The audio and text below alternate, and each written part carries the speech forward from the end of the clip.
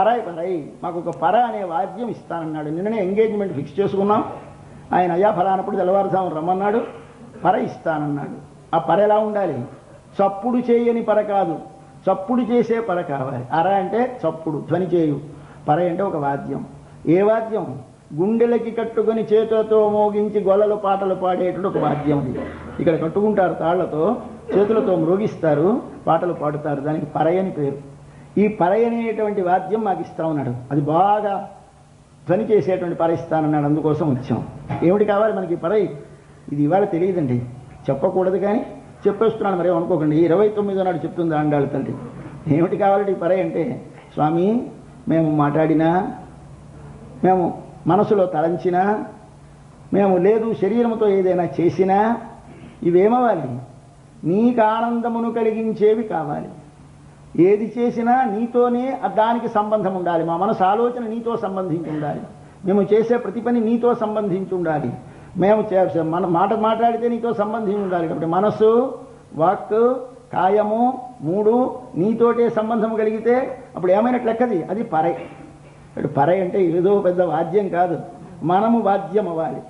ఏమిటి వాద్యం అవుతాం అంటే, భగవంతుని కొరకే ప్రవర్తిస్తూ స్వామి స్వామి స్వామి అనే మాట నీ లోపల మెదలుతూ నీవు పనిచేస్తే చప్పుడు చేస్తున్న పర.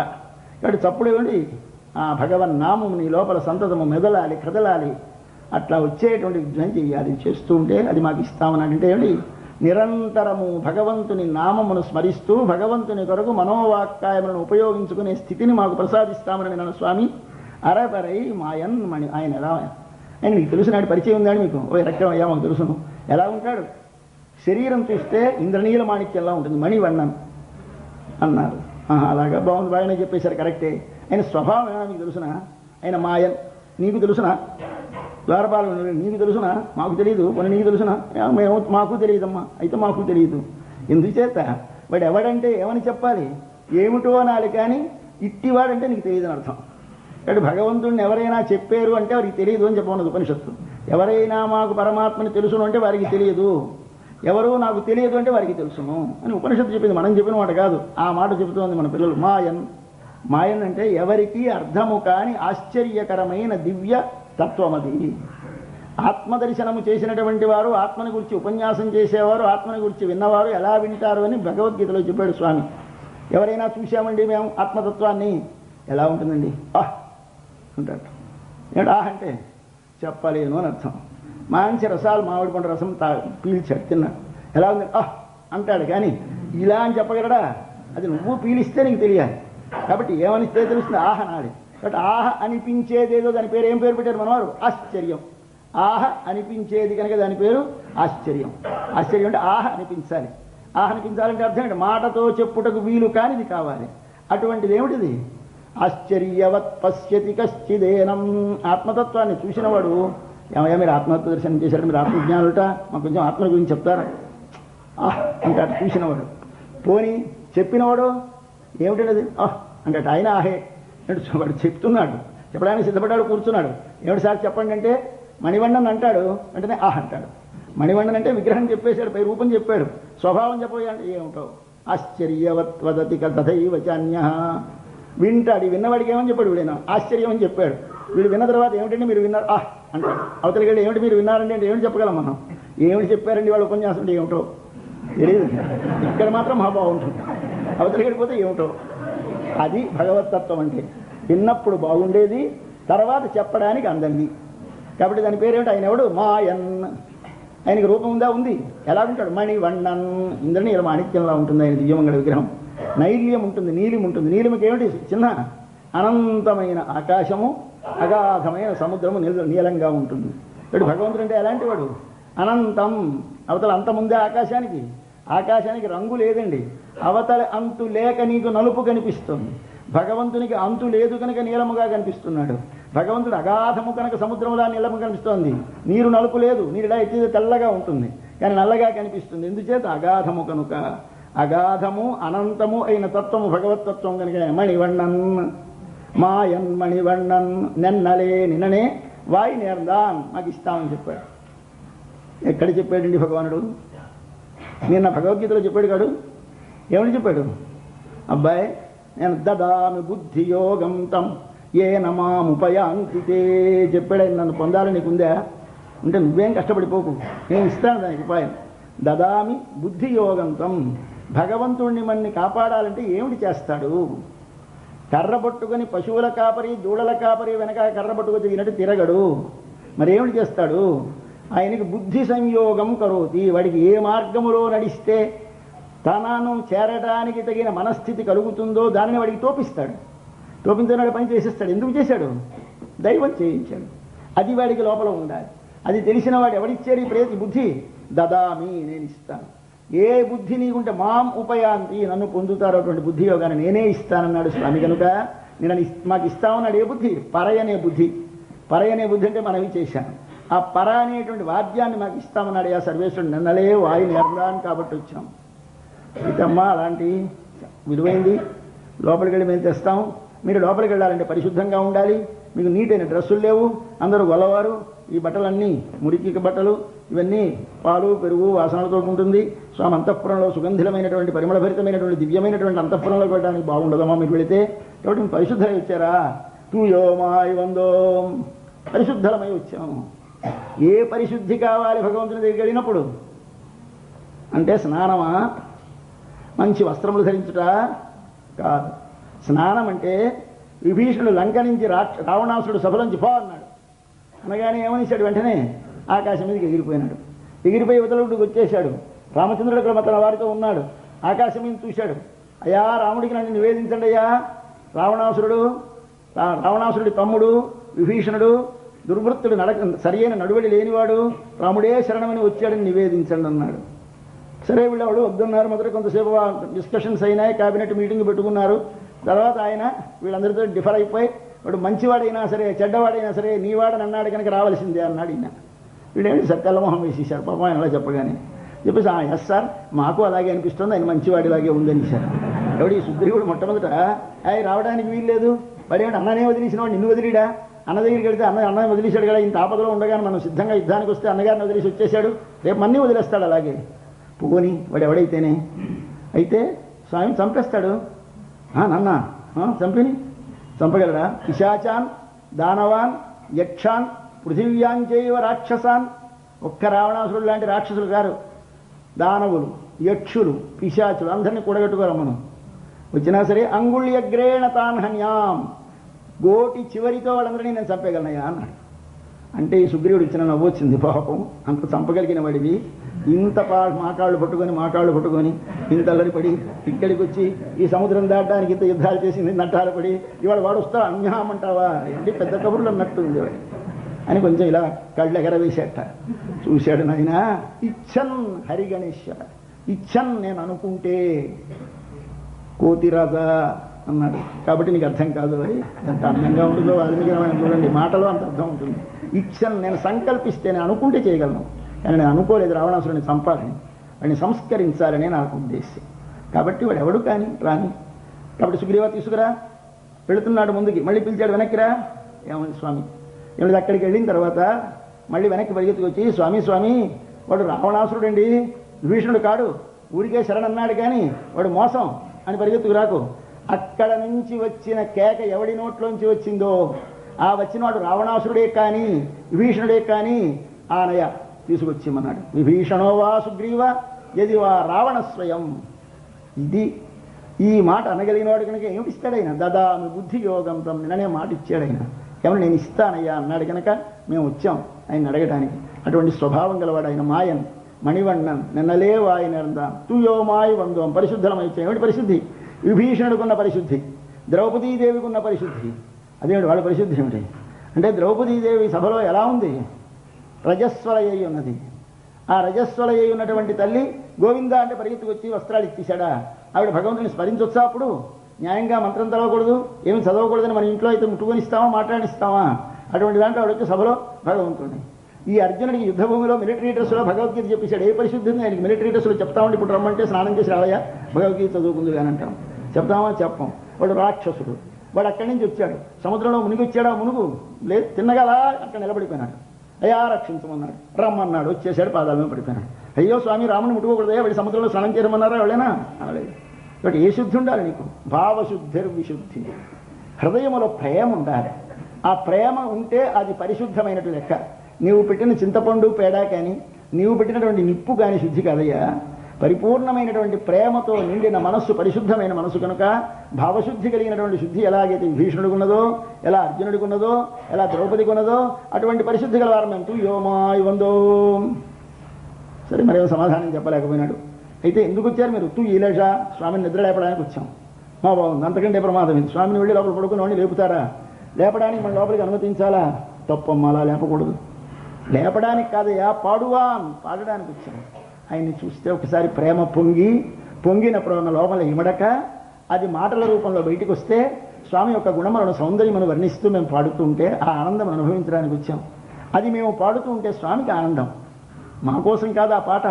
ఆ పాడే పాట మేము పాడితే స్వామి పొంగిపోతాడు. కాబట్టి పడుకున్న వాడిని ఏమిటి చేయాలి? మనం పాట పాడాలి. దగ్గరికి వెళ్ళి మన పిల్లల్ని ఏమిటి చేస్తాం? పడుకుంటే పాట పాడతాం. అలాగే భగవంతుడి దగ్గరికి ఏం చేయాలి? పాట పాడాలి. పాట పాడడం అంటే పిల్లడి మీద ప్రేమతో తల్లికి సంగీతం రాకపోయినా హాయి హాయి వంకాయ పుల్ల అంటుంది. అలాగే మనం కూడా భగవంతుడి దగ్గర సంగీతం వస్తున్నా ఆలోచించండి. గోవింద, కృష్ణ, వాసుదేవ, మధుసూదన అనండి. ఏంటంటే అయ్యా మీకు ఏమైనా సంగీతం రాదు కదా, మీరు ఎందుకు అలా నామాలు చెప్పొస్తున్నారు? ఎవరో వచ్చిన వాళ్ళని చెప్పమనండి అంటే వాళ్ళకి పాపం ప్రేమ లేదు, మనకేమో ప్రేమ ఉంది. మనం అందామంటే సంగీతం రాదు, భయపడక్కర్లేదు అనొచ్చు. కాబట్టి మేము పాడడం అంటే సంగీతము కాదు, మనసులో ప్రేమ నిండి ప్రేమ లోపల ఆగక పొంగి బయటికి మాటగా వచ్చినది పాట. అదే మన త్యాగరాజు, అదే మన రామదాసు, వీరందరూ పాడిన వారందరూ అలా పాడినవారు. కాబట్టి పాడడానికి వచ్చాము. ఇది చాలా సంతోషం. ఎంత నిర్మలమైన ప్రేమ వీళ్ళది. వీళ్ళకి మరొక ప్రయోజనమే లేదు. వీరికి ఎక్కడ వచ్చిన తర్వాత మనం ఏమిటి చేస్తాం? దేవుడి దగ్గర వెళ్ళినప్పుడు ఒక పెద్ద లిస్టు పట్టుకు వెళ్తాం. ఈ లిస్టు పట్టుకొని ఆయన దగ్గర పడేస్తాం. ఆయనకి మనం వెళ్ళిన తర్వాత ఏమిటి సుఖం? సరే పారేస్తాడు. ఎంతసేపు కూర్చుంటే క్యూలో విడద్దు, మిగిలిన వాళ్ళు రానివ్వడు. ఇప్పుడు ఎస్ గ్రాంటెడ్ సంతకం పెట్టేసాడు, విడిపోయించాడు. కాబట్టి అలా సంతకం పెట్టగానే వెనక్కి వచ్చేవాడు వాడు భగవంతుని నిజమైన ప్రేమ కాదు, ఒక ప్రయోజనము కోసం. వాడు భగవంతుని దగ్గరికి వేరొక ప్రయోజనము కొరకు వెళ్ళినవాడు కాడు, వేరొక దానిని కోరి వెళ్ళినవాడు కాడు. నీవే కావాలి. నీకేమి సాధనమన్నది? నాకేమి సాధనము లేదు, నీవు తప్ప వేరొకటి నాకు అక్కరలేదు, రెండు ఉండాలి. దీనిని అనన్య భక్తి అంటారు. అటువంటి వారం ఏమని చెప్పారు వారు? తుయిలే చెప్పాడువాన్. కాబట్టి వాయాల్ మున్నం మాత్రాదే స్వామి, నీవు నీ నోటితో వద్దనకయ్యా మరి మమ్మల్ని వెళ్ళని. సరే తలుపులు తోసిపడిపోండి అన్నాడు ఆయన. ఎంత తెలివైనవాడు. అయితే అబ్బాయి మేము వెళ్ళకూడదు, నువ్వు తోయి తలుపులు అన్నాడు. తలుపులు నువ్వు తీయి కానీ మేము తీయడం ఏమిటి అంటే డిగ్నిటీగా డ్రైవర్ తలుపు తీయాలండి, మనకి చేతుల్లో తీసుకోమన్న తలుపు. వాడు వచ్చి తలుపు తీసి మన దిగమన్నారు. సార్ అంటే అప్పుడు దిగుతాం. ఇంచేత నీకు చేయలేదంటే కాదు, మనకి దర్జా హోదా. అలాగే మనకి హోదా కోసం మన పిల్లలు కాదు. మరేమిటి అంటే ఆ తలుపులు చూస్తే ఎలాగున్నాయిట, మాకెంత ప్రేమ ఉందో మాకు 1000 రెట్లు ప్రేమ ఉన్నట్టున్నాయి ఆ తలుపులు చూస్తే.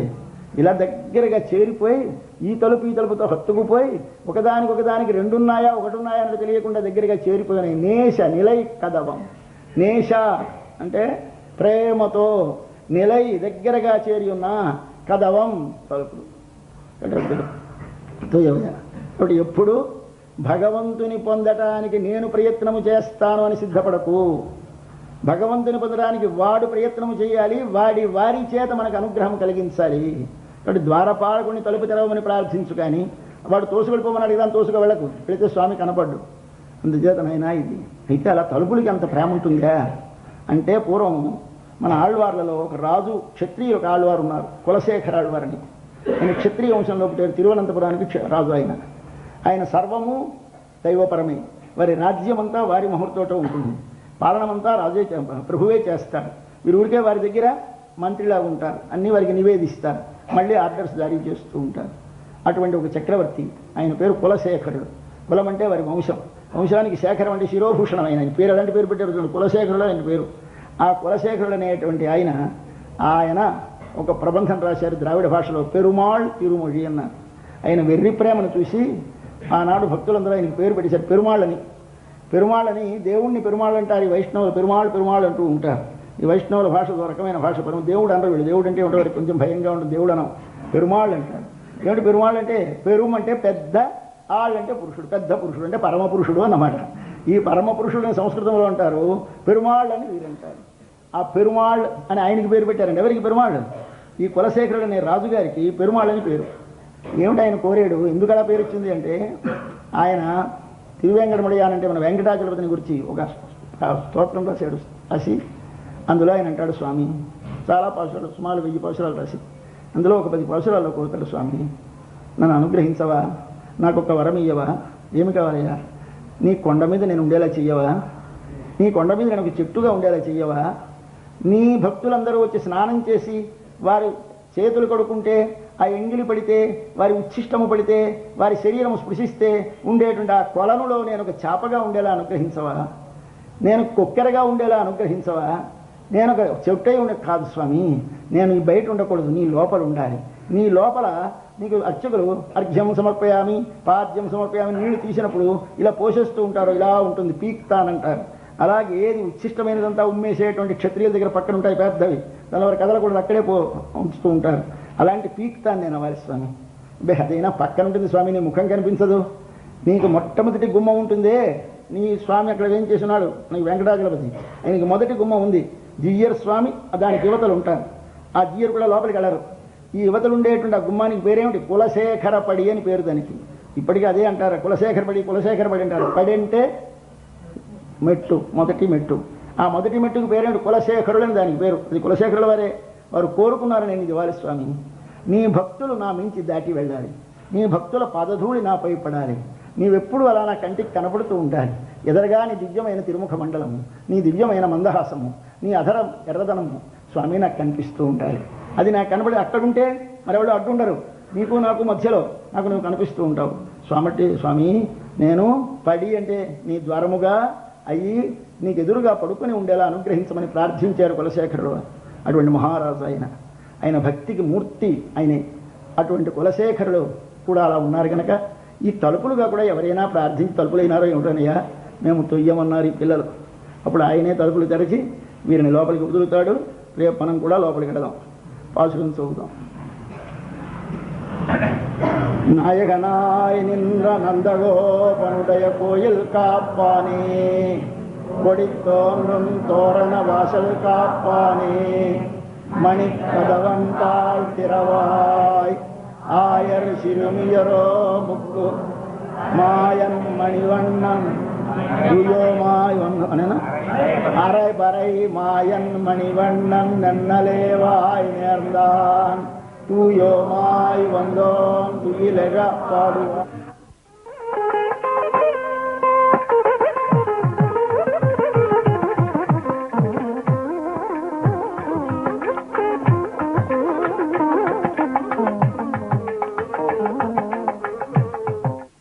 శ్రవణం వందే రమ్యజామాతరం మునిం లక్ష్మీనాథ సమారంభాం నాథయామున మధ్యమాం అస్మదాచార్యపర్యంతాం వందే గురుపరంపరాం. యో నిత్యమచ్యుతపదాంబుజయుగ్మరుక్మ వ్యామోహతస్తదితరాణి తృణాయ మేనే. అస్మద్గురోర్భగవతోస్య దైకసింధోః రామానుజస్య చరణౌ శరణం ప్రపద్యే. మాతాపితా యువతయస్తనయా విభూతిః సర్వం యదేవ నియమేన మదన్వయానాం. ఆద్యస్య న కులపతేర్వకులాభిరామం శ్రీమత్తదంఘ్రియుగళం ప్రణమామి మూర్ధనా. భూతం సరస్య మహదాపయభట్టనాథ శ్రీభక్తిసారకులశేఖర యోగివాహాన్ భక్తాంఘ్రిరేణు పరకాలయతీంద్రవిశ్రాన్ శ్రీమత్పరాంకుశమునిం ప్రణతోస్మి నిత్యం. నీలాతుంగస్తనగిరితటీ సుప్తముద్బోధ్య కృష్ణం పారార్జ్యం స్వం శృతిశతశిరసిద్ధమధ్యాపయంతి. స్వోచ్ఛిష్టాయాం సృజి నిగళితం యా బలాత్కృత్య భుంక్తే గోదా తస్యై నమైదమిదం భూయ ఏవాస్తు భూయః. అన్నవయల్ పుదువై ఆండాళ్ అరంగర్క్ పన్ను తిరుపావై పల్పదియం இன்னிசையால் பாடி கொடுத்தாள் நற்பாமாலை பூமாலை சூடி கொடுத்தாளை சொல்லும் சூடி கொடுத்த சுடற்கொடியே தொல்பாவை பாடி. శ్రీరంగ సింహగిరి దేశిక పాదసేవా ప్రాప్తాఖిల ద్రవిడ వేద రహస్య జాతం శ్రీ గౌతమాన్వేజమాశ్రిత భాగధేయం గోపాల దేశికమహం శరణం ప్రపద్యే. వేదాంతద్వైతత్వజ్ఞం మంత్రమంత్రార్థదం గురుం శ్రీమన్నారాయణాచార్య రామానుజయతిం భజే. ఓం అస్మద్గురుభ్యో. శ్రీ శ్రీ శ్రీ త్రిదండి శ్రీమన్నారాయణ రామానుజ చిన్నజీయర్ స్వామి వారి పాదపద్మములకు అంజలి సమర్పిస్తున్నాం. భాగవతోత్తములకు సభకు విచ్చేసి ఆండాళ్ కటాక్షపాత్రులైన మీకందరకు హృదయపూర్వకంగా అంజలి ఘటిస్తున్నాం. మన అదృష్ట విశేషం వల్ల ఆంగ్ల సంవత్సరాలలో పాత సంవత్సరం గడిచి కొత్త సంవత్సరం వచ్చింది. నూతన సంవత్సర ప్రారంభంలో రాత్రి 12 గంటలకే అందరూ శుభాకాంక్షలు తెలుపుకున్నారు. కానీ మన ఆండాళ్ళ తల్లి మనల్ని ఇప్పటి వరకు కలవడానికి అవకాశం కల్పించలేదు కనుక మనము కలిసిన సమయంలో ఒకసారి కొత్త సంవత్సరంలో మొదటిసారిగా కలుసుకున్నాం కనుక ఒక మాట మీకందరికీ, ఒక మాట నేను కూడా హృదయపూర్వకంగా శుభాలను ఆకాంక్షిస్తున్నాను. శ్రీ శ్రీ త్రిదండి శ్రీమన్నారాయణ రామానుజ జీయస్వామి వారు ఫోన్లో రాత్రి 12 గంటల చిల్లరకే ఫోన్ చేసి అంతటి తిరుప్పావై గోష్ఠికి వచ్చే భక్త మండలికి అందరికీ మా శుభాకాంక్షలు తెలియజేయవలసింది అని తెలియజేశారు. వారి శుభాకాంక్షలు మీకు అందరికీ అందజేస్తున్నాం. మనకి అంటే ఆండాళ్ తల్లి భక్తులకి ఈ ఆంగ్ల కాలమానమే చాలా ప్రధానమైంది. ఇది ఇంగ్లీష్ వారిది కదా, మనదేమిటి అనుకుంటారేమో. ఇదే మనది. ఇదే తెలుగు మాసాలలో మనకి ఎప్పుడు ధనుర్మాసమో తెలియదు. ఇది స్పష్టంగా ఎప్పుడూ చెప్పొచ్చు మీకు. ఎప్పుడు ధనుర్మాసం అండి?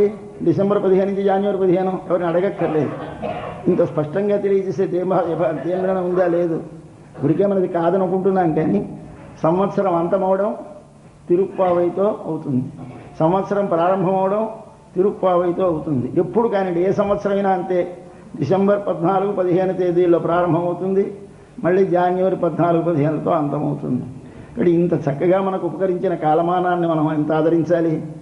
అంతేత మనం ప్రధానంగా మిగిలిన వారు ఎలాగ ఆదరించినా ఆదరించకపోయినా మనం మాత్రం నూతన సంవత్సరం అంటే మనకి ఎప్పుడు మన ఆండాళ్ తల్లి ధనుర్మాస వ్రతాన్ని సమాప్తి చేసి మరల ప్రారంభించినటువంటి ఆంగ్లమానమే. కాబట్టి డిసెంబరు జనవరి ఎందుకండి మనకి? మన చైత్రం వైశాఖం చెప్పుకుందాం. చెప్పుకుంటే ఏమిట్లా మన ధనుర్మాసం ఇప్పుడు తెలుస్తుందా? తెలియదు. ఇక్కడ తెలియజేసేటువంటి కాలమానాన్ని ఆదరించాలి. దీనినే మనమందరము ప్రధానంగా భావించాలి. అందుకోసం మనం ఎప్పుడూ ధనుర్మాసంలో వస్తుంది ఈ సంవత్సరాది.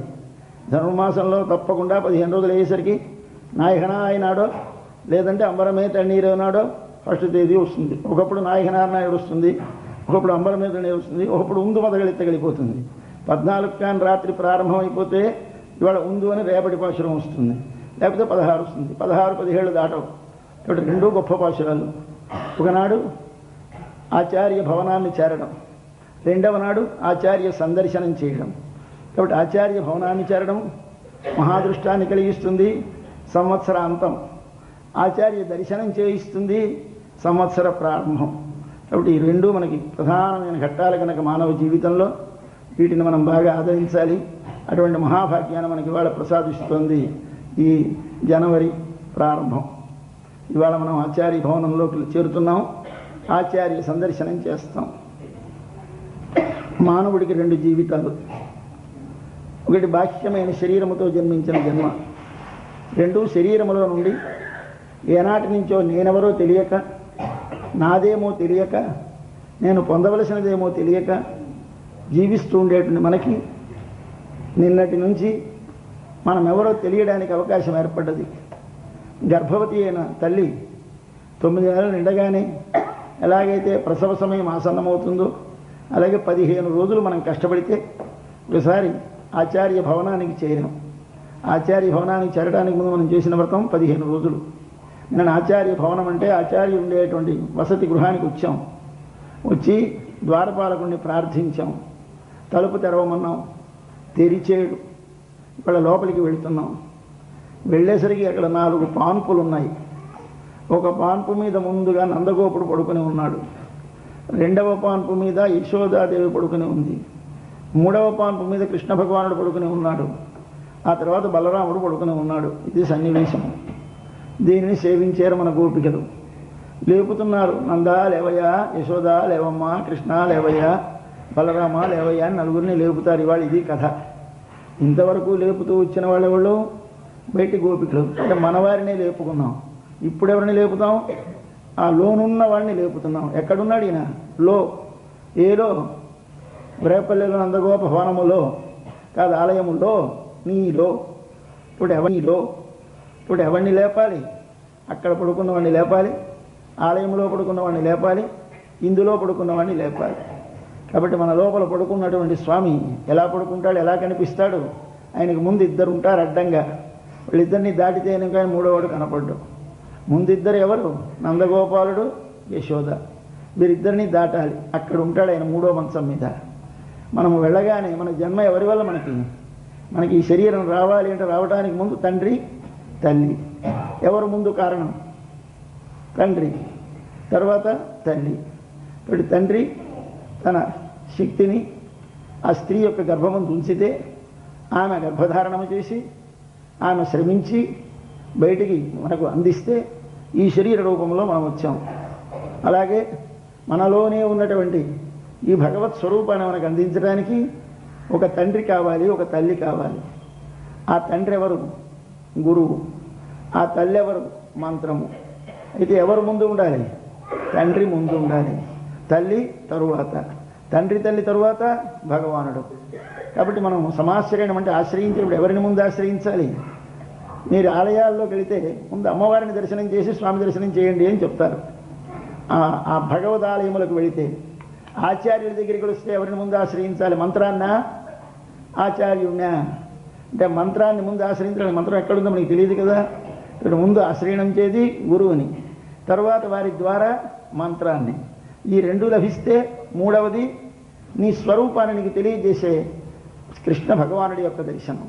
కాబట్టి భగవద్ దర్శనానికి ముందు రెండు సమాశ్రయణములు చేయాలి, మూడవది దర్శనము చేయాలి.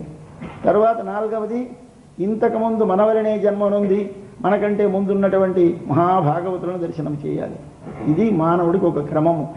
దీనిని మనకు చూపిస్తున్నారు. అక్కడో ముందు భాగవతులను ఆశ్రయించాలి, తరువాత అమ్మవారిని ఆశ్రయించాలి, తరువాత స్వామిని ఆశ్రయించాలి.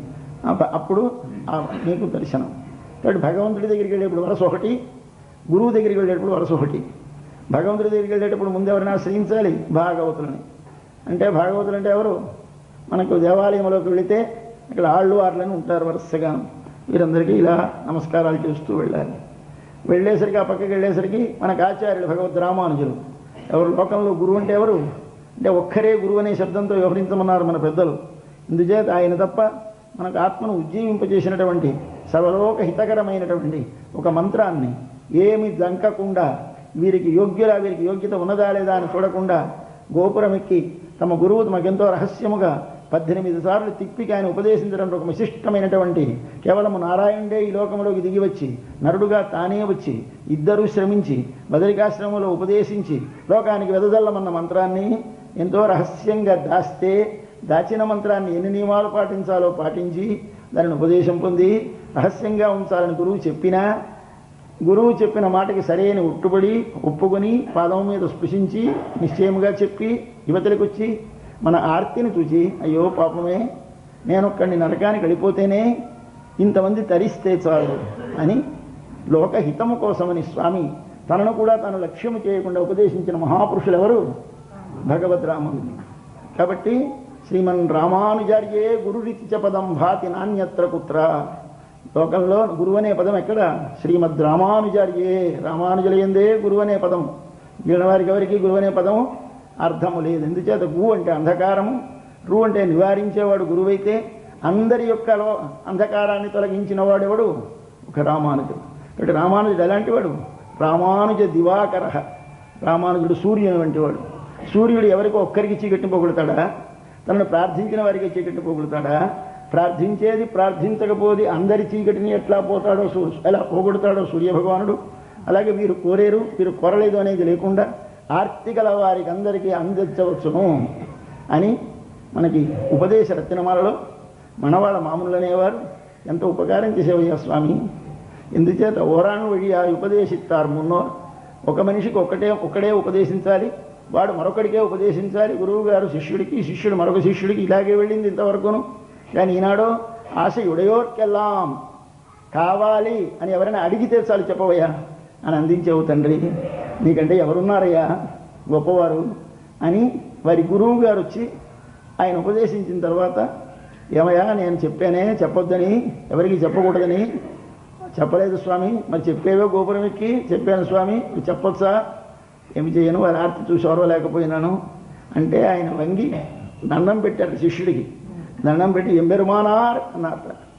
ఎంబెరుమానార్, ఎం అంటే మాకు, పెరుమానార్ పూజ్యులు పెద్దలు అన్నాడు ఆయన.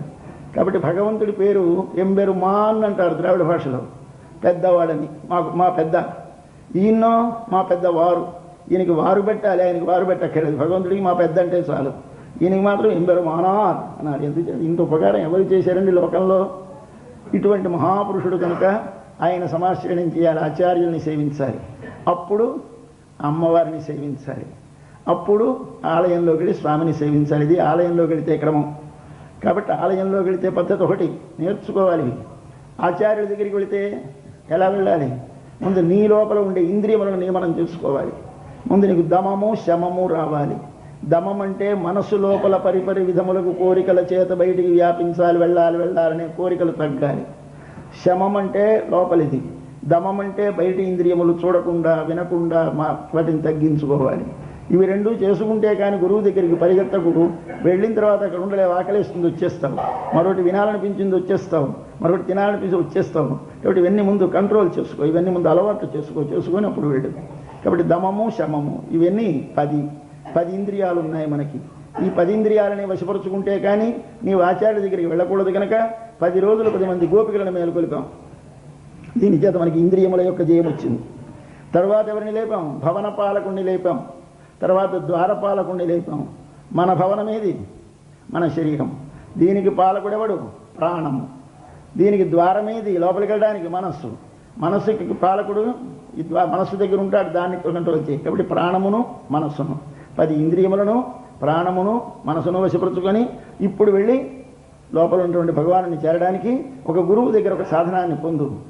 ఏమిటా సాధనం? ఆయన ఇస్తాడు మంత్రం. ఆ మంత్రముతో ఒక్కసారి లోపలికి చేరి స్వామిని ధ్యానం చేస్తే అక్కడ నీకు పక్కనే భగవద్భక్తులు భాగవతులు ఉంటారు. చిన్న పొరపాటు చేసేవో ఏం చెప్తారు వారు.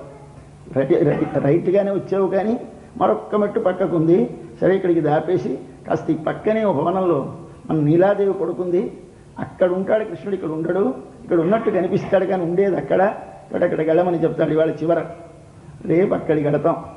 వెళితే అక్కడ రేపు అమ్మవారి తలుపు తీస్తారు. కాబట్టి నీకు విశేష పాసురం ఎందుకు?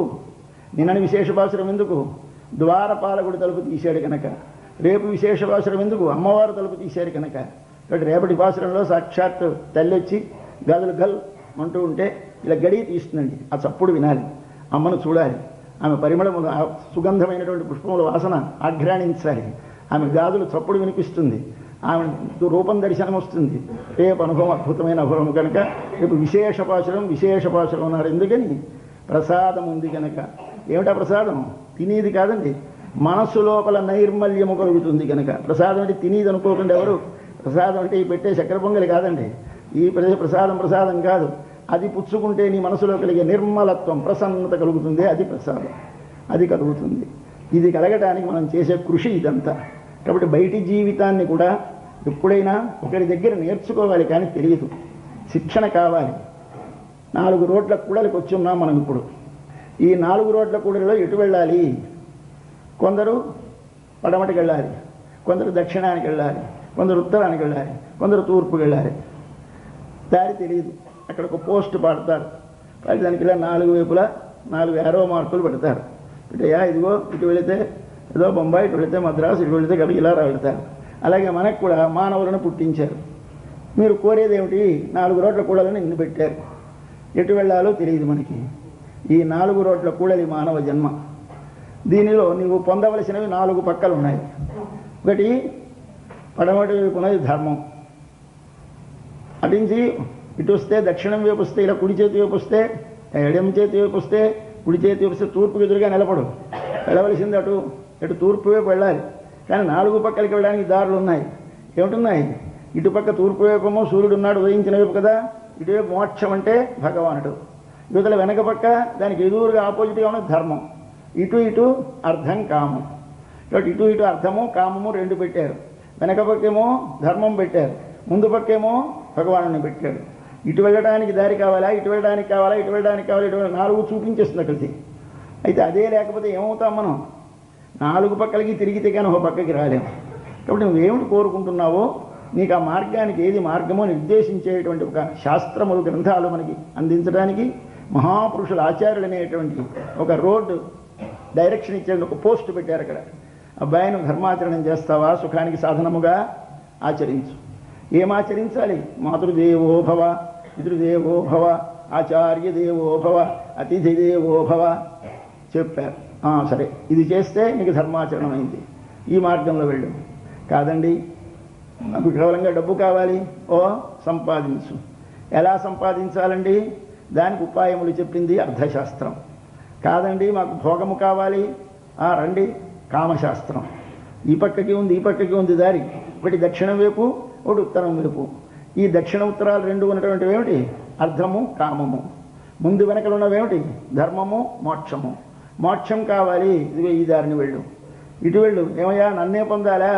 మామేవ ఏ ప్రపద్యంతే మాయామేతాం తరంతి అనన్యాశ్చింతయంతో మాం ఏ జనా పర్యుపాసతే సర్వధర్మాన్ పరిత్యజ్య మామేకం శరణమజా. రైట్ రాశీసాడు. ఇదిగో ఇటు దారి, ఇటు దారి, ఇటు దారి. ఎవరా దారి? నేను. కాబట్టి తూర్పు వైపు దారి మనకి భగవానుడు. ఈ 4 దారులు చూపించారు. ఉన్నాయని దీన్ని ఉపదేశించిన వాడెవడు? మన గురువు. ఎందుకంటే గురువు ఆ 4 రోడ్ల కూడలిలో ఉన్నావు కనుక. 4 రోడ్ల కూడలిలో ఉన్నప్పుడు ఒకప్పుడు ధర్మం అవసరం, ఎప్పుడూ ధర్మం అవసరం. కానీ ధర్మము మారుతూ ఉంటుంది. ధర్మం అనేది నీకు ముందుగా బ్రహ్మచారిగా ఉన్నప్పుడు ధర్మం అవసరమే. ఏమిటి చేయాలి? వేదాధ్యయనం చేయడానికి గురుకులము చేరాలి, వేదాధ్యయనం చేయాలి, దాని అర్థం తెలుసుకోవాలి, ఆచరించాలి కర్మలు. ఇది బ్రహ్మచారి. తర్వాత వివాహం చేసుకున్నాం. ఇప్పుడు కామం కావాలి. దీనికి ఏమిటి కావాలి? ఆమెను సర్వదా ధర్మమునందు సంతానోత్పత్తికి ఆమెను ఉపయోగించు. కానీ కేవలం కామవాంఛ తీర్చుకుందికి పాశవికమైన ప్రవృత్తితో భార్యను ఉపయోగించుకోకు. అటుపక్క చూపించాడు దారి. అనుభవించు, తప్పేం లేదు. వివాహం చేసుకున్నాడు, గృహస్థైనాడు. గృహస్థైన తర్వాత ఎలా ప్రవర్తించాలి? ఒక శాస్త్రం చెప్పింది. అక్కడ ఆచార్యుడు నీకు అవసరమే. కాదండి, మాకు డబ్బు కావాలి. అక్కడ నీకు శాస్త్రం కావాలి, సంపాదించాలి. ఎలా సంపాదించాలి? ధర్మముతో ఆర్జించాలి, ధర్మముతో కాపాడాలి, ధర్మముతో వినియోగించాలి.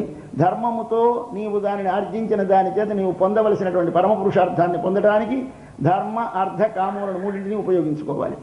ఏది నీవు చేసినా చివరి లక్ష్యం మోక్షం. ఇవన్నీ దానికి ఉపయోగపడాలి. తర్వాత చివరిది మోక్షం. కాబట్టి మోక్షం కోసం ప్రయత్నము చిన్నప్పటి నుంచి చెయ్యక్కర్లేదు. మొట్టమొదటి పుట్టిన దగ్గర ఇప్పుడు ఏమిటి చేయాలి? ముందేమో ధర్మాచరణం నేర్చుకో. తరువాత దానితో అర్ధ కామాలను ఆర్జించి అనుభవించు. తర్వాత ఈ ధర్మార్థకాములు 3 ఉండేది ఎందుకు? కేవల శరీరము కోసము కాదు. శరీరము కంటే వేరైన లోనున్న నేనెవడనో తెలుసుకున్నటకు, నాలోనున్నవాడెవడో తెలుసుకున్నటకు, అంతటా ఉన్నవాడెవడో తెలుసుకున్నటకు రా. అప్పుడు ఎక్కడికి రావాలి? అప్పుడు ఒక లోపలి గురువుని ఆశ్రయించాలి. ఆయనే మన నందగోపాలుడు. అక్కడికి వచ్చాం. ఇప్పుడు ఇవాళ వచ్చి చూస్తున్నాం, వరుసగా చూసాం. దీనిని సమాశ్రయణమని ఈ వైష్ణవ సంప్రదాయం వారు జీఎల్ స్వామి వారి చేత పొందుతూ ఉంటారు. సమాశ్రయణం. సమాశ్రయణం అంటే ఏమిటండి? అంటే ఏమిటి? చక్రం, శంఖం వేయించుకోవడం అని అర్థం కాదు. అంటే చక్రం, శంఖం వేయించుకోవడం సమాశ్రయణం ఏమిటి? అంటే చక్రం, శంఖం వేయించుకోవాలన్నారు కానీ సమాశ్రయణం ఏమిటి? సమాశ్రయం అంటే ఆశ్రయించడం కదా. ఏమిటి చేస్తాం మనం? వాళ్ళ ఆచార్య శ్రీపాదములను ఆశ్రయిస్తాం. ఈ ఆచార్య శ్రీపాదములను ఆశ్రయించే రోజున ఏమని పేరు పెట్టారు మనవారు? సమాశ్రయణం అని పేరు పెట్టారు. ఇప్పుడు సమాశ్రయణం చెయ్యి. అది ఇవాళ చేస్తున్నాం మనం. కాబట్టి ఇప్పుడు ఎక్కడికి వెళ్ళాము? ఆచార్య భవనమునకు వచ్చాం. జీఎల్ స్వామి వారి జట్ భవనానికి వచ్చాం. ఇప్పుడు ఏం చేయాలి? ఒకసారి చూడాలి, స్వామిని ఆశ్రయించాలి. స్వామి, మా కృష్ణుడు కావాలి. రావయ్య, ఇదిగో మావిడుంది, ఇస్తారాయన. ఎవరైనా ముందుగా ఆచార్య సమాశ్రయం చేస్తే ఆయన ఏమిటి ఇస్తారు? మనకి మంత్రము ఇస్తారు. మంత్రం అంటే ఎవరు? యశోదాదేవి. యశోదాదేవి ఏమిటి చేసింది? కృష్ణ భగవానుని గర్భములో ఉంచుకొని కన్న తల్లి అన్నమాట, పెంచిన తల్లి. అలాగే మనకి ఒక కన్న తల్లి, ఒక పెంచిన తల్లి ఉన్నారు మన మంత్రానికి. ఆ కన్న తల్లిని, పెంచిన తల్లిలో ఇక్కడ పెంచిన తల్లి దగ్గరే ఉంటాడు కనుక పెంచిన తల్లిని ప్రార్థిస్తాం. ఆవిడ మంత్రం. మంత్రం పొందట. మొదటిది ఆచార్య సమాశ్రయణం, 2 మంత్రోపదేశం. 2 అయినాయి. ఇప్పుడు 3వది అనుభవం కలుగుతుంది. ఎలాంటి అనుభవం కలుగుతుంది? ప్రత్యక్షముగా కనబడడు, ఉన్నాడని నమ్మకం కలుగుతుంది. అలాంటి దర్శనం ఒకటి కలుగుతుంది. అది కృష్ణుడు పాంపు మీద కనపడ్డాడు, లేపాం, లేవలేదు. ఇది మన మొదటి దశ. ఇప్పుడేం చేయాలి? వెంటనే అక్కడ నిలబడిపోకండి. తర్వాత భాగవత సమాశ్రయణం. ఇటు మొదటిది ఆచార్య సమాశ్రయణం, రెండో మంత్రోపదేశం, మూడవది భగవత్ సమాశ్రయణం. చేస్తే వెంటనే ఆయన కదలడు మెదలడు. వెంటనే వెళ్ళి భాగవత సమాశ్రయణం చేసిన తర్వాత రేపు వెళ్ళి అమ్మవారిని లక్ష్మి అంటే మధ్యవర్తినిగా ఉండి ఘటకురాలై ఉండేటువంటి పురుషకారం అంటారు, ఘటకురాలు అంటారు, మధ్యవర్తిని అంటారు. మనని భగవంతుని దగ్గరికి చేర్చడానికి కావలసిన ధైర్యమును విశ్వాసమును మనకు కలిగించి మనలో ఉన్న దోషములను తొలగించి సర్వేశ్వరుని దయను మన వైపు ప్రసరింపచేసి మనని ఆయన వైపు ఆయనని మన వైపు అభిముఖం చేసేటువంటి తల్లి పేరు లక్ష్మి. రేపు లక్ష్మీ సమాశ్రయణం. దీనితోటి సమాశ్రయణం పూర్తి. కాబట్టి ఇవాళ రేపు మంచి ప్రధానమైన ఘట్టాలు. ఇవాళ లోపలికి వెళ్ళాం, నలుగురిని చూశాం, వారిని లేపుదాం, పాసురం చదువుదాం. அம்பரமே தண்ணீரே சோரே அறம் செய்யும் எம்பெருமான் நந்தகோபாலா எழுந்திராய், கொம்பனார்க்கெல்லாம் குழுந்தே குலவிளக்கே எம்பெருமாட்டி யசோதா அறிவுராய், அம்பரமூடறுத்தோங்கி உலகளந்த உம்பர்கோமானே உறங்காது குந்திராய், சம்பர்க்க கலடி செல்வா பலதேவா உம்பியும் நீயும் ఉరంగేలోరెంబావాయ్. మొట్టమొదటి నందుని లేపుతున్నారు. ఎప్పుడైనా ఏదైనా కావలసి వచ్చినప్పుడు కొంచెం జ్ఞాపకం పెట్టుకోవాలి, కొంచెం పొగడాలి ముందు. మీరందరూ మహాభక్తులు, మా రావణ చూడండి రోజు ఉపన్యాసాలు ఎంత బాగా పొగుడుతాడు. మీరందరూ తెలిసిన వారే, మీకు ఎవరూ చెప్పక్కర్లేదు. కానీ అయినా కొంచెం ముందుకు నడవండి. ముందెందుకు 2 మాటలు ముందుకు నడవండి అంటే అది శాసనం అవుతుంది. అలా చేయకూడదు. కాబట్టి ముందు మనం ఏదైనా ఒక కోరికతో ఒక పెద్దల దగ్గరికి వెళ్ళినప్పుడు, అయ్యా తమ వైభవం విన్నామండి, ఓహో అందరూ మీ వైభవం చెప్తున్నారు, ఊళ్ళో ఎవరికి కావాలంటే అది ఇస్తారట, మీరు చాలా మంచివారిని విన్నామండి అని చెప్పేప్పుడు ఏమిటి కావాలో చెప్పాలి. నేను మొట్టమొదటి వెళ్ళగానే అయ్యా ఇదిగోటండి అని భౌతిక భిక్షాంతి అయినట్టు పాత్ర పట్టుకు ముందు సిద్ధపడకూడదు. కాబట్టి ముందు ఆయన పొగడాలి. నందుడి దగ్గర కృష్ణుడు కావాలి ఇంటికి. ఆయన ముందు మంచమే పడుకున్నాడు. ఆయన దగ్గరికి వెళ్ళారు లేపాలి. లేపేటప్పుడు ఆయన పొగుడుతున్నారు ఏమని? అంబరమే, వస్త్రాలు ఎవరికి కావాలంటే వారికి ఇచ్చేస్తాట మన నందుడు. అంతేకాదు తన్నీరే, మంచినీళ్ళు కావాలి. ఓ వేసవికాలం వచ్చిందంటే పెద్ద చలివెందర పెట్టించేస్తాడు మనవాడు. తన్నీరే, ఎవరైనా ఆకలితో వస్తే షోరే ఏ ఏ అంటున్నారు. అంటే వస్త్రాలు ఇచ్చేటప్పుడు అయ్యా స్టాక్ అయిపోయిందండి, ఇవాళ 100 మందికి ఇస్తామని పెట్టుకున్నామండి, కొంత చూడండి 100 మందికి బట్టలు ఇవ్వబడును అంటే 101 వాడు వెళ్తాడు ఇప్పుడు. మనవాడు అలాంటి వాడు కదా. అంబరమే, ఎందరూ వచ్చిన వస్త్రాలు కావలసిన వాళ్ళంతా రావడం తీసుకుపోవడమే, లేవన్నమాట ఉండదు అక్కడ. అయ్యా మంచినీళ్ళు కావాలంటే చలివిందరిలో కుండలు బోర్లించేసామండి, మరి లేవు అంటారు ఈ చలివిందర పందిల్లో. అలాగనడండి. తన్నీరే, అన్నం కావాలి. అయ్యా ఇవాళ 100 మందికి సంతర్పణ, 200 మందికి లేదా 1000 మందికి ఏర్పాటు చేసాం, అయిపోయిందండి, రేపు లిస్టులో మీ పేరు రాసుకుంటాం. పనికిరాడు. షోరే ఇవ్వాలి. ఎలా ఇవ్వాలి? అరం శయ్యం. అరం అంటే ఇచ్చేటప్పుడు మన భారతీయమైన సనాతన ధర్మం ఇచ్చేటప్పుడు ఎలా ఇవ్వాలి? కర్తవ్యమతి యద్దానం దీయతే అనుపకారిణే. నువ్వు ఇచ్చేది ఎప్పుడు కర్తవ్యం, ఇది నేను చేయదగిన పని అని చెయ్యి. ఎవడికి? వాడు ఇంతకుముందు మేము మా ఊరు వెళితేను ఆయన మమ్మల్ని ఆదరించి భోజనం పెట్టాడండి, కాబట్టి ఆయనే వచ్చాడు, పెట్టకపోతే బాగుంటుందా అని పెడితే పెట్టే దానం కాదు. మరేంటి? అనుపకారిణే, నీకు ఉపకారం చేయని వాడి కోసం. కర్తవ్యమితి యద్దానం దీయతే అనుపకారిణే. ఏమిటి చూడాలి అక్కడ? వాడు పాత్ర అవునా కాదా, అది తగిన దేశం అవునా కాదా, కాలం అవునా కాదా, ఎవడికి పెట్టాలి? అయ్యా ఇప్పుడు నాకు ఉంది కానీ ఇంటికి పట్టుకెళ్తానండి అన్న వాడికి ముందు పెట్టకండి. అయ్యా ఆకలండి నాకు కనకలాడిపోతున్నాను, ఇప్పుడు తినకపోతే ఉండలేను. ఎవడు యోగ్యత అన్నదానానికి, ఎవడు ఆకలి గలవాడైతే వాడు. కాబట్టి ఎవడికి అర్హత అంటే దానాలు పుట్టింది బ్రాహ్మణే కావాలి, మరొకరే కావాలి, వేద పండితులే కావాలి. వేటికి? కొన్నింటికి. అన్నానికి ఎవరు కావాలి? ఆకలి గలవాడు కావాలి. జ్ఞానానికి ఎవడు కావాలి? కావాలనే కోరిక గలవాడు కావాలి. ఇక్కడ అన్నానికి జ్ఞానానికి కోరికే ప్రధానం. కాబట్టి జ్ఞానం ఎవరికి ఉపదేశించాలండి? వీడికా వాడికి అని అడగండి. వాడికి కోరిక ఉండి ఆర్తితో వచ్చి స్వామి చెప్పరా చెప్పండి. అదేమిటండి వారికి చెప్పేస్తున్నారు, వీడికి భోజనం పెడుతున్నారేమంటే ఎంత తప్పో, వాడికి చెప్తున్నారంటే అంతే తప్పు. చెప్పొచ్చు అందరికీ. కాబట్టి దీయతే అనుపకారినే, పాత్ర కావాలి, యోగ్యత కావాలి. ఏ యోగ్యత? దీనికి ఇది యోగ్యత. జ్ఞానానికి అన్నానికి యోగ్యత ఆర్తి. అటువంటి వానికి పెడతాడు. ఎలా చేస్తాడు? అరం శయ్యం, తన కర్తవ్యమని చేస్తాడు. ఆయన కర్తవ్యమని చేసేటప్పుడు ఏమిటిది? ఎలా చేస్తాం? వారు పుచ్చుకుంటే వారు మళ్ళీ రేపు మనకి ఏదైనా పని చేస్తారని చేస్తామా? ఏమి చేయడు. ఇది వాడికి లాభం అని పెడతామా, మనకు లాభం అని పెడతామా అంటే వాడికి పెట్టి వాడు ఆకలితోటి గబగబగా తింటూ ఉంటే, వాడు ఆ మంచినీడు తాగుతూ ఉంటే, వాడు ఆ వస్త్రం ధరించుకుని పాపం చింకి బట్టలతో చలిచలికి వణికిపోతూ వచ్చి వాడు కట్టుకుని శాలువ దుప్పటి కప్పుకుంటే వాడిని చూసి ఇచ్చిన వాడు పొంగిపోతాడు.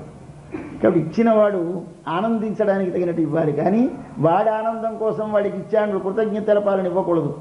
అది అరం. అరం అంటే ధర్మం. అరం శయ్యం నందగోపాలుడు అలా ఇచ్చేటువంటి స్వభావం గలవట. ఆయన ఏమనాలి? మనం స్వామి అనాలి. ఇంతే స్వామి, నీవే మా స్వామివయ్యా, మేము నీ సొత్తుము కదా, మాకు కావలసిన నువ్వు ఇస్తావు కదా, ఇలా నీ స్వభావం మేము విన్నాం కదా, వారికి కావలసిన దాన్ని వారికి ఇచ్చావు, మాకు కావలసిన దాన్ని మాకి, మాకు కూడా అంబరం కావాలి, వస్త్రం కావాలి, మాకు కూడా మంచినీరు కావాలి, మాకు కూడా షోరు కావాలి, దానికోసం వచ్చాం, నీకు ఇవ్వడం అలవాటని మాకు తెలిసింది, కాబట్టి మాకు నందగోపాల అయితే పడుకున్నావు, ఎటుందిరాయ్ లేవయ్యా అని పిలిచారు. అంటే లేస్తే చాలు, ఇవ్వకుండా ఉండలేడు. అదే అని ఇవ్వవయ్యా అనక్కర్లేదు. అయ్యా అని పిలిస్తే ఎందుకు పిలిచినట్టు అర్థం. మనం వీధిలోకి వచ్చి పిలిస్తే అదిగో వచ్చాడని బియ్యం లోపల నుంచే పట్టుకెళ్ళిపోతాం. వీధిలోకి ఏం కావాలని అడుగుతామా? వాడు ఎందుకు వచ్చాడో నీకు తెలిసిపోతుంది వాడి కేకలో. కాబట్టి వీళ్ళు పిల్లలు చెప్తున్నారు, ఎటుందిరాయ్ లేవయ్యా, ఎంబెరుమాన్ నందగోపాల ఎటుందిరాయ్. ఆయన సరే ఇలా కాస్త లేచాడు, ఇలా ఇలా అన్నాడు. మాట్లాడరండి ఎవరు ఇందులోనూ, అందరూ గంభీరంగా ఉంటారు. ఒక మాట్లాడేది మనమే, యువతల వాళ్ళమే మాట్లాడతాం, లోపలి వాళ్ళ మాట ఉండదు. ఇది తిరుప్పావు అందం. అది ఆ బయట వెళ్ళిపోతూ ఉంటే రెండవ మంత్రం దగ్గరికి వచ్చాం. రెండవ మంత్రం ఎప్పుడుకుంది మన యశోద. ఆవిడ ఎలాంటిది? ఆవిడని కొంచెం స్తోత్రం చేయాలి. పురుషుడికైతే వాడి దానం ధర్మం, వాడికి కీర్తి పొగిడితే వాడు పొంగిపోతాడు. ఆడదాన్ని ఏమిటి పొగడాలి? అందం కాస్తంత ఆవిడ ఇంట్లో కన్నుకొనలో వాడు గొప్పతనం చెబితే పొంగిపోతా. ఇల్లాలంటే మీరండి, మిమ్మల్ని గురించి ఎంత గొప్పగా చెప్పుకుంటారు. ఎవరికి పడితే వారికి ఎలా అనుకూలంగా ఉంటారట మీరు. అవతల భర్త అన్నా మీకు ఆదరమైనట, పిల్లలన్నా ప్రేమైనట, పక్కవారన్నా ప్రేమైనట, పరిజనమన్నా ప్రేమైనట. ఆహాహా, ఎంత అందరికీ అలా సర్దుబాటు చేసుకుంటూ ఇల్లాలిగా ఎంత గొప్పగా ఉన్నారమ్మా అంటే పొంగిపోతుంది ఆవిడ. అంతే కావాలి ఆవిడకి. ఏమిటి? తనని పొగడాలి. తనని పొగడం ఏమిటి? ఇచ్చారని పొగడకూడదు. ఎవరికి తగినట్టు వారికి తాను ప్రేమించి వారిని లాలిస్తోందంటే ఆవిడికి గొప్ప. అది స్త్రీకి గొప్పతనం. కాబట్టి వీళ్ళు చెప్తున్నారు, కొంబనార్కెల్లాం కొడుందే. స్త్రీని కొంబు అంటారు ద్రావిడ భాషలో, ప్రబ్బలి అంటారు తెలుగులో. నదులకి పారేటువంటి కాలువలకి పక్కన ఉంటుంది, సన్నంగా పేములాగే పెరుగుతుంది. పేము కాదు కానీ పేములాగే ఉంటుంది. పొడుగున పువ్వులాగా ఇలా 4 ఆకులు వచ్చి దాని మధ్యన ఒక పువ్వు వస్తుంది. అది వంచితే వంగుతుంది కానీ విరగదు, పేములాగే ఉంటుంది. దానిని ప్రబ్బలి అంటారు. అది ఏం చేస్తుంది? నీటి పక్కన పుడుతుంది, నీటి పక్కన ఇలా పెరుగుతుంది, పెద్ద ప్రవాహం వస్తుంది. వచ్చినప్పుడు అది ఊడిపోతుంది, ఇలా వంగిపోతుంది. మళ్ళీ అది ఊడిపోగానే ఇది స్త్రీ స్వభావం. ఆవిడ మా తెలివైంది, నిలబడుతుంది, అవసరమైతే వంగుతుంది. అయితే నిలబడ్డప్పుడు మరి వంగదన్నట్టు నిలబడుతుంది, అవసరమైతే వంగిపోతుంది. కాబట్టి ఇది స్త్రీకి ఉండాలి. ఏమిటది? సమయానుకూలముగా తనను తాను అవతలి వారి అవసరములకు వంచుకుంట. ఒకరు వంగితే ఒకరు వంచితే వంగడం కాదు, తానే వంగాలి. భర్తకి వంగాలి, పిల్లలకి వంగాలి, అతిథులకు వంగాలి, గురువులకు వంగాలి. అందరికీ వంగడమేనా నా బతుకు? మరి నీ స్వభావం అది. అంతేతే ప్రబ్బలి నువ్వు. కాబట్టి ప్రబ్బలి వంగకపోతే ప్రబ్బలి కాదు, విరిగిపోతే ప్రబ్బలి కాదు.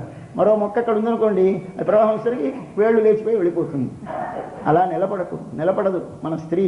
అంటే మన భారత జాతి స్త్రీకి లక్షణం ఏమిటి? అందరినీ అనుభవింపచేసి, అందరినీ ఆనందింపచేసి, తాను వారందరికీ అనువుగా తాను లొంగినట్టుండి వారందరినీ సేవిస్తుంది. అది స్థితి. కాబట్టి ప్రబ్బలి వంటిది అని స్త్రీని పోలుస్తారు. అందుచేత మనకి కొంబనారంటారు. కొంబనారంటే ప్రబ్బలి వంటి వారులకు, స్త్రీలకు. కొడుందే చిగురైన దానా అని పిలుస్తున్నారు ఇవాళ తల్లిని, యశోదని. చిగురు అంటే ఏమిటి? అంతకి పైన ఉంటుంది చిగురు. చెట్టంతా ఆకులు, ముదరాకులన్నీ కింద ఉంటాయి. లేత ఎర్రగా ఉన్నటువంటి చిగురు పైన ఉంటుంది. ఏదైనా వేరుకి పురుగు పడితే ముందు వాడిపోయేది అడుగు కొమ్మ, మీద చిగురా? మీద చిగురు వాడుతుంది. అడుగు వేరు ముందు వాడదు. మీద మిగిలిన చోట ఎక్కడ ఎండిపోదు, చిగురు ముందు తెలిసిపోతుంది. పురుగు పట్టింది, చిగురు పట్టింది, దాన్ని జాగ్రత్తగా తెలియాలి. కాబట్టి ఎక్కడైనా లోకములో ఇంట్లో ఎవరికైనా మనస్సు కానీ కొంచెం భర్తకి బాధపడ్డా, అత్తమామలకి బాధపడ్డా, పరిజనములకు బాధపడ్డా, కుమారులకు పిల్లలకు బాధపడ్డా, బాధ కలిగినా ఎవరి ముఖం ముందు తెలుస్తుంది మనకి. ఏమమ్మా ఇంట్లో ఏమైనా ఇబ్బందిగా ఉందా, ఈవిని చూస్తే తెలిసిపోతుందండి. ఎలా అంటే ఆవిడకి అందరూ ఆవిడే కాబట్టి ఆవిడకి ఏముంది ఆవిడ కాబట్టి ఇల్లు అంటే ఏమిటి? ఇల్లు అంటే ఇల్లాలే. మగవాడికి ఇల్లు లేదండి. అదేమిటండి అలాగూ పేర్లు మన వాళ్ళు పెట్టారంత జాగ్రత్తగా పెట్టారో ఆలోచించండి. ఇంటిలో ఉన్న మగవాడి పేరేమిటి? గృహస్థుడు. ఇంటిలో ఉన్న ఇల్లాల పేరేమిటి? గృహిణి.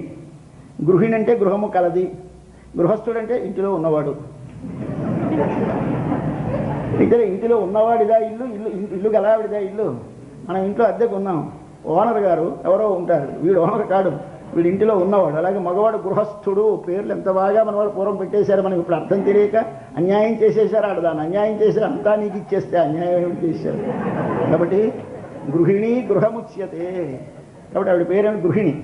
అంచేత ఈవిడ ఎలా ఉంటుంది? కుషుందు. కుషుందు అంటే ఇంట్లో ఎవరికి ఏ ఆపద కలిగినా, బాధ కలిగినా, ముఖము వాడిపోయి ఏదో మనసులో వేదన అనుభవించేటువంటి తల్లి, భార్య, ఇతరులకు పోషించేటువంటి పెద్ద, ఆదరించేటువంటి అమ్మ, అతిథులు రానివ్వండి, దీనులు రానివ్వండి, బిడ్డలు రానివ్వండి, అత్తమామలు రానివ్వండి, భర్త రానివ్వండి, అందరినీ ఎవరు సాకేది? ఆమె కదా.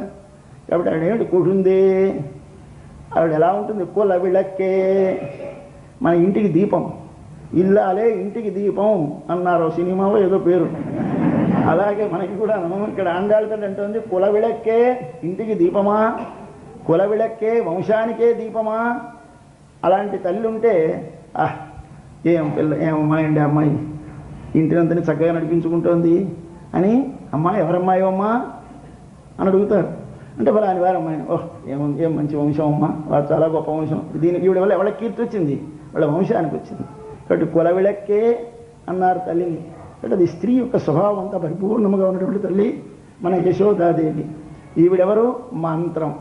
దాని అర్థం తర్వాత తెలుసుకుందాం. ముందు యశోదను చూసుకువెళదాము, తర్వాత మంత్రం ఏమిటో మనం చేస్తాను. తర్వాత ఎంబెరుమాట్టి, ఈమెనేమనాలి? మా స్వామిని. తల్లి కాదు, తల్లి వేరు స్వామి వేరు, తండ్రి వేరు స్వామి వేరు, తల్లి వేరు స్వామిని వేరు.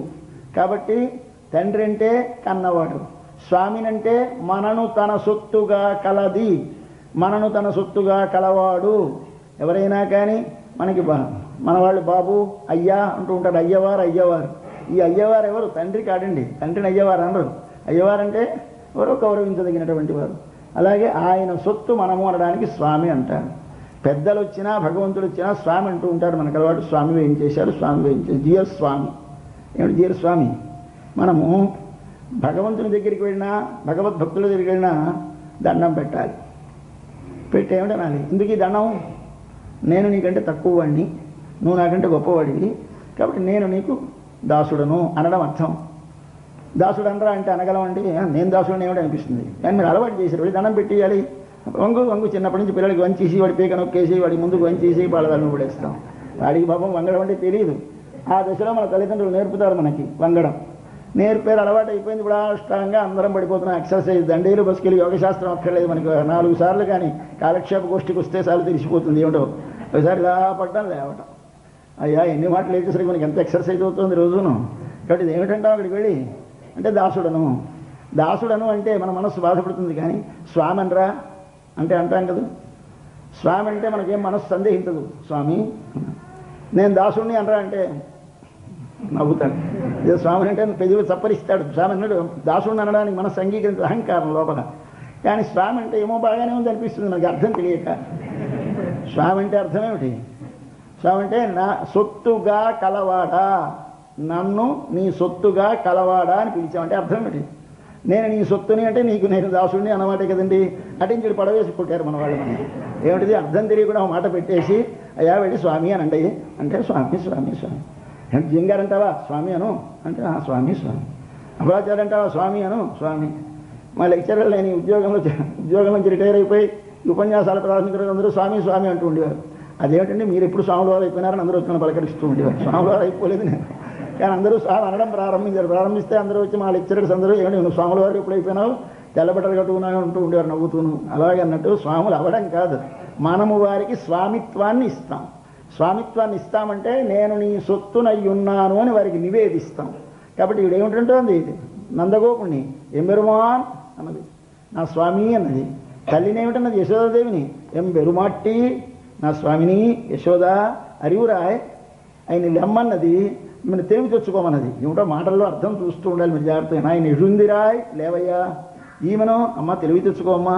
ఏమిటి తెలివి, ఎవరు వీరు, నేనెవరు, నేను వీరికి ఏమి చేయాలి. ఒకసారి తెలివి వచ్చి ఇలా కళ్ళవిప్పు చూస్తే అక్కడికి తెలిసిపోతుంది. పడుకోలేదు, లేచిపోతుంది. పిల్లడు బాధతో బాధపడుతున్నాడు పక్క పడుక్కొని, వీడికి తెలివి రాలేదు. అది ఓ ఓ నడుస్తుంది. చిన్నపిల్ల కొత్తగా వచ్చింది కాపరానికి, పిల్ల పుట్టేశాడు. ఈ పిల్లడు ఏడుస్తాడు, నిద్ర తెలివి రాదు. ఆ పిల్లకి అలవాట్లేదు, పిల్లడు పక్కన పడుకోవడం ఏడవడం, పడుకొని నిద్రపోతూ ఉంటాడు. ఆ పక్కన పడుకుంటుంది ఆ పిల్ల అత్తగారు తల్లును. అమ్మా ఏడుస్తున్నాడే లేవే లేవే లేవే, తెలివి తెచ్చుకోవే. తెలివి వస్తే ఏమిటి, తెలివి రాగానే చెవిలో పడుతుంది, ఏడుపు వెంటనే చెంగులు లేచిపోతుంది. ఆ తల్లికి అప్పుడు ప్రేమ ఉంటుంది, కానీ నిద్ర పట్టేస్తుంది. నిద్ర పడితే ఏమిటవుతుంది, వీడు నా చేత రక్షింపబడదగిన వాడనే జ్ఞానము లేదన్నమాట. కాబట్టి వీడు నా చేత రక్షింపదగిన వాడనే జ్ఞానము తెచ్చుకోమ్మా, మేము నీ చేత రక్షింపదగిన వారమ్మా తల్లి అనలేదు. స్వామిని ఇడుందిరాయ్ అనలేదు, అరివురాయ్. ఎంత అందాలు మాటల్లో చూడండి. తెలివి తెచ్చుకోమ్మా అన్నట మంత్రాన్ని, లేవవయ్యా అన్నట గురువుని. ఆయనకి లేస్తే చాలు, ఈమెకి తెలివి వస్తే మనకి రక్షణ. అరివురాయ్. సరే, ఆవిడ అంతా సౌజ్ఞల వ్యవహారం ఇదంతా ఇలా అన్నది. ముందుకు నడిచినాం. మూడో మంచం మీద ఎవరున్నారు, మనవాడు ఉన్నాడు. ఈయన చిత్రమైన మనిషి, ఉంటాడు కనపడ్డు. చాలా విచిత్రంగా ఉంటుంది ఆయన మాయ. ఆయన రాత్రి అడవిలో పగలంతా తిరిగి వస్తాడు, ఆవుల్ని కాచి కాచి.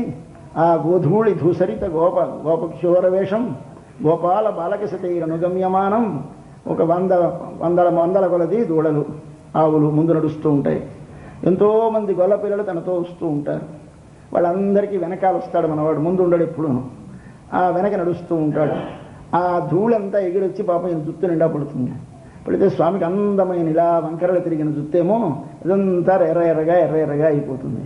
కాబట్టి గోధూళి ధూసరిత కోమల గోపవేషం, గోధూళితోటి ధూసరితమైపోయింది, బూడిద పెట్టినటువంటి ఆ గోపవేషం కలిగినటువంటి స్వామి వస్తూ ఉంటాడు, దర్శిస్తాం. అటువంటి స్వామి వచ్చాడు. వాళ్ళ అమ్మ వెంటనే నాయన రారా, బూడిద పెట్టేసింది అని వేడి నీళ్ళు పెడుతుంది, స్నానం చేయిస్తుంది, భోజనం పెడుతుంది. చక్కగా అంతా అయిన తర్వాత అమ్మ పడుకుంటాను అంటాడు. ఆయన పడుకొని నిద్రపో అంటాడు. అంటే ఆయన ఎప్పుడు నల్ల శాలువే కప్పుకుంటాడు. ఎందుకు, తెల్ల శాలువ కప్పుకుంటే తన రంగు ఆ రంగు ఒకటి కాదు కదా. ఇక్కడ తన రంగులో రంగు కలిసిపోయేది కప్పుకుంటాడు, కప్పుకొని పడుకుంటాడు. అంటే అర్థం తర్వాత మనవి చేస్తాను. ఇవన్నీ కథలో ఉంటాయి. ఈ కథకు అర్థాలు తెలుసుకుంటే కానీ ఉందని తెలియదు. నల్ల శాలువ కప్పు పడుకుంటాడు, ప్రక్కన అమ్మ పడుకుంటాడు. ఈవిడేమిటి, యువతల భర్తని వదలలేదు, యువతల బిడ్డని వదలలేదు. అంటే ఓ పక్కేమో బిడ్డని, ఓ పక్కేమో భర్తని పెట్టుకుని పడుకుంది. ముందేమో నందుడు తర్వాత యశోద తర్వాత అయితే మనం పడకలు వేసుకున్నప్పుడు ఎలా వేసుకోవాలి, 3 మంచాలు వేసుకోవాలి. వేసుకొని ఎక్కడ పడుకోవాలి, తల్లి మధ్యని, ఓ పక్కని భర్త ఓ పక్కని బిడ్డడు ఉండాలి. కానీ తన ఆ చివర కుర్రాడికి వేసేసి వీళ్ళిద్దరూ ఒక దగ్గర పడుకోకూడదండి. ఇక్కడ వీళ్ళిద్దరికి మధ్యలో ఉండాలి తల్లి. అంతే ముందు నందుడు పడుకున్నాడు, తర్వాత వీడు పడుకున్నాడు, మధ్యలో తాను ఉండాలి. తన ముందు పడుకొని భర్తను పడుకోబెడితే పిల్లడు తనకు అందాడు, అవతల పక్క పడుకుంటే భర్త అందాడు. అంటే భర్త చేత్తో అందాలి, పిల్లడు చేత్తో అందాలి, ఇద్దరికి మధ్యలో తాను ఉండాలి. ఇది ఎవరు చెప్పారండి ఇలా పడుకోవాలని? ఉపనిషత్తు చెప్పింది, మన ఎవరని చెప్పలేదు. అదేమన్నది, అస్యేషానా జగత విష్ణుపత్ని, అస్య జగత ఈశానా, ఈ జగత్తునంతని పాలించే ఆమె, జగత్తు బిడ్డ, దీనితో ఇలా చేయవి. తర్వాత విష్ణుపత్ని, ఆయన యొక్క చేయి సంవత్సరం విష్ణువుకి పత్ని, కాబట్టి విష్ణు పత్ని అయి ఉండి జగత్తును పాలించేది. అందుచేత ఈమె ఇటుపక్క అంటే జగత్తుతోనూ భగవానునితోనూ ఇద్దరితోని సంబంధం కలిగినటువంటిది అమ్మవారు. అందుచేత మనం ఆశ్రయించవచ్చు, ఆమె ఎప్పుడు ఆయనని ఆశ్రయించకుండా వదిలి ఉండదు. కాబట్టి భర్తతో ఎప్పుడు చేరి ఉంటుంది. మనం టంగను తిరిగితే పక్కన మనం చేయి వేయడానికి తగినట్టు మనకి దొరుకుతూ ఉంటుంది. ఇలా తిరిగామా అమ్మ మీదే కాలు పడుతుంది. ఆవిడ అటు ఇలా చేయి చాచిందా భర్తకు అందుతూనే ఉంటుంది. అటు భర్తకు అందుబాటులో ఇటు మనకు అందుబాటులో ఉండాలి కనుక మధ్యలో పడుకుంటుంది తల్లి. అందుచేత ఆమెను ఒక్కసారి చూసేసరికి ఈయన పడుకున్నాడు, ఎక్కడ ఇవతల పక్క, అటుపక్క ఆయన ఇటుపక్క ఈయన. పడుకుంటే నల్లటి ముసుగు వేసేసి పడుకున్నాడు. పడుకుంటే ఉన్నాడో లేదో కనపడ్డు. కానీ ఆ నలుపు కలిసి ఒక మనిషిలాగే ఎత్తు పెట్టాడో ఏమిటి చేశాడో మరి తెలియదు. ఉన్నాడు లోపల, ఎత్తుగా ఉన్నాడు, పడుకున్నాడు. వాళ్ళ అమ్మ చూస్తుంది, పడుకున్నాడు అనుకుంటుంది, ధైర్యంగా నిద్రపోతున్నాడులే పిల్లడు, మరి డ్రైవర్ డిస్టర్బ్ చేయకూడదు, లైట్ ఆర్పేసి పడుకుంటుంది ఆవిడ. పడుకునేసరికల్లా ఈయనేమిటి చేస్తాడు, కొంచెం సేపు నిద్ర పట్టగానే అమ్మకి ఆ ముసుగు అలాగే ఎత్తుగా వదిలేసి ఈయన లేచి వెళ్ళిపోతాడు. ఎక్కడికి? ఆ పక్కింట్లోనే ఉంది నీలాదేవి, అక్కడికి వెళ్ళిపోయి పడుకుంటాడు. ఈయన ఉండేది అక్కడ, పడుకుండేది ఇక్కడ, పడుకున్నవాడు ఇక్కడ, ఉండేది అక్కడ. కాబట్టి ఇక్కడ లేపాలి, అక్కడ చూడాలి. రేపు కానీ కనపడ్డు స్వామి అక్కడ లోపల ఉంటాడు, రేపు అమ్మొచ్చి తలుపు తీస్తే అప్పుడు లోపల స్వామి కనిపిస్తాడు. కాబట్టి ఇన్ని రేపుతున్నారు. అంబరమూడరుత్తు ఓంగి ఉలహళంద ఉంబర్కోమానే ఉరంగాదు ఎషుందిరాయ్. ఇవాళ ఇన్ని అంటున్నారు. స్వామి నువ్వెవరో తెలుసా? ఎన్నో కష్టాలు పడి ఇదంతా నాది అని ఒకనాడు హక్కుపరుచుకున్నవాడివయ్యా. ఒకనాడు ఇంద్రుడికి చెందిన రాజ్యాన్నంతని బలిచక్రవర్తి కొల్లగొట్టి తనది అని తీసుకుని తాను దానములు ధర్మములు చేస్తూ ఉంటే వాడి దగ్గరికి వామనుడిగా యాచకుడుగా వెళ్ళి యాచించి 3 అడుగులతో కొలిచి విశ్వమంతా పుచ్చుకొని ఆకాశం మీదకి కాలు చాచి అలాగా పైకి దాకా మధ్యలో కన్నం పెట్టి మీదకి పెరిగిపోయి ఈ లోకాన్ని కొలిచినటువంటి, ఆ లోకములో ఉన్న నిత్యము ఎల్లప్పుడూ నీ దగ్గరే ఉండేటువంటి మహాపురుషులైనటువంటి మహాజ్ఞానులైనటువంటి వారికి అందరికీ అధిపతి అయి ఉన్నటువంటి స్వామి కృష్ణుణ్ణి లేపడం అండి. ఇది కృష్ణుడు ఊసలేదు, కృష్ణుడి కథ లేదు, వెనక్కి కథ గడిపోయినారు చూడండి. ఎంత తెలివైన పిల్లలు వీళ్ళు, వీళ్ళ బుద్ధి చేత్రం ఆలోచించలేదు, మూర్ఖుడా అనుకోకండి, ఎంత తెలివైన వాళ్ళు ఆలోచించాలి. ముంబర్కోమానే ఉరంగాదు, నిద్రపోకూడదు, ఎడుందిరాయ్ లేవయ్యా అంటున్నారు. ఏమిటి కథ, ఎందుకు చెప్పాలి అంటే వీళ్ళకి లోపల కృష్ణుడు అంటే మాత్రం చాలా స్వాతంత్ర్యం మన పిల్లలకి. వీళ్ళ దగ్గర కొంచెం భయం, కానీ నందగోపుడు యశోదంటే కొంచెం మర్యాదగా మాట్లాడతారు, కానీ ఈయన్ని కొంచెం దెప్పుతారు. ఏమయ్యా పాపం ఆడపిల్లలు వస్తే లేవకూడదు కాబోదు, మగవాళ్ళు రావాలి, అందులో బాగా దేవతలకు అధిపతి అయిన ఇంద్రుడు లాంటి వాడు రావాలి, ఏడవాలి. ఏడిస్తే వాడి కోసమని పుడతావా, వాడి కోసమని పరిగెత్తుతావా, వాడి కోసమని యాచిస్తావా? నీదైన సొత్తుని యాచించి ఇంతంత వాడి అంత పెరిగి మధ్య నుంచి కాలు పైకి చాచి అంబరం ఆకాశము ఊడు మధ్యలో అరుత్తు ఛేదించుకొని ఓంగి పెరిగి ఉలహు లోకములను అలందా కొలిచినటువంటి, ఇక్కడ కొలిచావా? అక్కడున్నారు ఆ లోకంలో శ్రీవైకుంఠంలో వారు ఉంబర్ అంటే ఎప్పుడూ స్వామి సన్నిధిలో ఉండేవారు. వారి కొమాన్ స్వామివా, వాళ్ళకి స్వామివి, ఇక్కడికి దిగి పొట్టివాడివి పెరిగి కొలిచిన వాడివి నువ్వు. అయితే ఇదంతా ఎందుకు చేస్తున్నావు? ఇదంతా నీదనుకుందికేనా? నీవే కావాలి, మేమేమో నిన్ను పొట్టిగా పుట్టమన్నామా, యాచించమన్నామా, పెరగమన్నామా, కాలు చాచమన్నామా, కొలవమన్నామా? కొలిస్తే కొలిచినప్పుడు కాలికి రాయి తగిలి రప్ప తగిలి ఎక్కడ కందిపోతుందని బెంగ పెట్టుకున్న వాళ్ళం మేము. కొలవమని నిర్దాక్షిణ్యంతో భూమిని కొలిచి నాకు ఇచ్చిమన్నవాడా ఇంద్రుడు. వాడు గొప్ప అని మేము గొప్ప. వాడి కోసం అంత కష్టపడ్డావే, మా కోసం తండ్రి లేవకూడదా? కొని మాకేమీ నువ్వు చెయ్యక్కర్లేదు. ఎడుందిరాయ్ ఉంబర్కోమానే ఉరంగాదు, హాయిగా వైకుంఠంలో నేను ఉండకూడదు? ఉండలేదు. ఇక్కడికి దిగొచ్చావా? వచ్చాము, సుఖపడ్డావా? ఓంగి ఉలగు అళంద లోకాలని కొలిచావు. అంత కష్టపడ్డావి ఆనాడు వాళ్ళ కోసమని. ఈనాడు మేమేమి నేనేం శ్రమపడ్డానికి వచ్చామా? స్వామి ఒక్క మాట మీరు కూడా చూస్తాం, మాకేమి తీయక్కర్లేదు, నువ్వు మా కోసం యాచించక్కర్లేదు, మా కోసం నువ్వు పొట్టిగా ఉండి పొడుగ్గా పెరగక్కర్లేదు, ఆకాశం మీద కాలు చాచక్కర్లేదు, రాయి గుట్ట రప్ప కాలుతో తడమక్కర్లేదు, మాకొక్కటే లే అలా కన్ను విప్పు చూస్తే చాలు, మేము పొంగిపోతాం. ఇటువంటి మాకు అనుగ్రహించకూడదు తండ్రి. ఉంబర్కోమానే ఉరంగాదు, నిద్రపోకూడదు. ఎడుందిరాయ్ లేవయ్యా. వాళ్ళిద్దరికి నిద్రపోకూడదని చెప్పలేదండి. ఎడుందిరాయ్ అన్నది ఒక ఆవిడ్ని అన్నారు, ఒక ఆవిడ్ని అరివురాయ్ అన్నారు మరొక ఆవిడ్ని. ఈయన ఉరంగాదు, ముందు నిద్రపోకూడదు లే. ఏమిటి రెండేమిటి? ఒరే ఏడైపోతుందిరా, నేను నిద్రపోకూడదురా, స్కూల్కి వెళ్ళైపోతాం, మన పిల్లల్ని లేపుతాం, ఎలా లేపుతాం అలా లేపుతున్నాను, నిద్రపోకూడదని ముందు చెప్పి లేపుతాం. అంటే నిద్రపోయే టైం కాదు లేవయ్యా. ఎందుకు వచ్చేవి ఇక్కడికి? హాయిగా నీ వైకుంఠంలో ఉండకూడదు? ఇక్కడికి ఎందుకు వచ్చావు? మమ్మల్ని రక్షించడానికి వచ్చావా, లేదా నిద్రపోవడానికి వచ్చావా? నిద్రపోవడానికి వస్తే హాయిగా పాల సముద్రంలోనో వైకుంఠంలోనో పడుకోకూడదు. ఎందుకు మాకు వచ్చి ఇక్కడ దండుగా మా ప్లేస్ మరొకటి పడుకుంటారు హాయిగా. ఇక్కడికి వచ్చి పడుకుంది, మేమందరం పడుకొనే ఉన్నాం, నువ్వు వచ్చి పడుకోవాలా మా మధ్య? కాబట్టి నువ్వు మేలుకుందికి వచ్చావు, నిద్రపోవడానికి రాలేదు. మమ్మల్ని రక్షించడానికి వచ్చి పడుకుంటావా తండ్రి? ఇదేమి నీకు న్యాయమయ్యా? ఉరంగాదు, నిద్రపోరాదు. నిద్రపోరాదంటే నీవెందుకు వచ్చావో నీ పనిని నీవు విస్మరించరాదు. నీవెందుకు వచ్చావు? రక్షణకు వచ్చావు. రక్షణ ఏమిటి చేయాలి? రక్షించాలి. ఎవరిని రక్షించాలి? నీ వారిని ముందు రక్షించుకోవాలి, నీ ధర్మాన్ని రక్షించుకోవాలి, సమాజాన్ని రక్షించాలి, సమాజం యొక్క ధర్మాన్ని రక్షించాలి, 4 రక్షణలు చేయాలి ప్రతి వ్యక్తి అని రామచంద్ర ప్రభువు చెప్పాడు. ఆయన ఏమిటి చేసేవట? ఆయన రక్షిత స్వస్య ధర్మస్య స్వజనస్య చ రక్షిత రక్షిత జీవలోకస్య ధర్మస్య పరిరక్షిత. మనం ఇప్పుడు లోకంలో ధర్మాన్ని రక్షించడం అంటే అర్థం ఏమిటి? అందరి ధర్మం కాపాడడం, మీరందరూ ధర్మంగా ఉండాలి ఉపదేశాలు చేయడం. వాడి ఇంట్లో దేవుని తోడు బొట్టు పెట్టుకోడు, వాడు ధర్మరక్షకుడు. ఎవడు వాడికి దేవుడు అంటే తెలియదు, మతం అంటే తెలియదు, కానీ ధర్మరక్షణ చేస్తాడు వాడు. అయితే ఏమిటి ధర్మరక్షణ చేయడం అంటే? తన ధర్మాన్ని తన ముందు రక్షించుకోడు. తన ఇంట్లో భార్యని ఇబ్బంది పెడుతూ ఉంటాడు, పిల్లల్ని ఇబ్బంది పెడుతూ ఉంటాడు, నాచివాడు తింటూ పెడుతూ ఉంటాడు, చాలా కష్టాలు పెడతాడు. తన ధర్మాన్ని పాటించడు, తన వారిని కాపాడు, కానీ లోకాంతిని బాగు చేయడానికి బయలుదేరిపోతాడు. కాబట్టి అలా ఉండగా ఆయన అని చెప్తున్నాడు మన రాముడు. ముందు రక్షిత స్వస్య ధర్మస్య, నీ శరీరముతో నీవు ఆచరించవలసిన ధర్మం ఏదున్నదో దాన్ని ముందు ఆచరించు, శాస్త్రములో చెప్పినట్లుగా. రెండవది స్వజనస్య చ రక్షిత, నీ వారిని రక్షించు. నీకు పరిమితమైన ఒక కుటుంబం, ఒక వ్యవహారం, ఒక తల్లి, తండ్రి, బిడ్డలు మంత్రులు ఉన్నారు గారు. ముందు వీరందరి యొక్క యోగక్షేమాలు చూడు, వారికి ఆపదలు లేకుండా వారు సుఖముగా ఉండేలా చూడు. ఇప్పుడు ఎక్స్టెండ్ చేయి. కాబట్టి మన వికాస తరంగిణిది అంటే ఇంత దుండి అంత పెరగాలిగా, అంత పెరుగుండి తగ్గిపోకూడదు. కాబట్టి ముందు లోకానికి అంత వ్యాప్తి చేసి ఏమిటనండి చేశాను కానీ అనవసరం ఉండి లోక సేవ గ్రామ సేవను మా ఇంటికి నేను పరిమితం అయిపోయినా ఈ మధ్యాహ్నం అంటారు కొంతమంది. అంటే వాళ్ళు ఏమిటారు? వారు సంకోచ తరంగిణి వారిది, మనది వికాస తరంగిణి మనది. కాబట్టి వారు లోకంలోంచి ఇంటికి వస్తారు, మనం ఇంటిలోంచి లోకంకి వెళ్ళాలి. కాబట్టి ఇల్లు వదిలి ఎప్పుడు బయలుదేరకండి. ఇల్లు ముందు తాను తనది, ఇవి రెండింటికి సేవ చేయి. రక్షిత స్వస్య ధర్మస్య స్వజనస్య చ రక్షిత.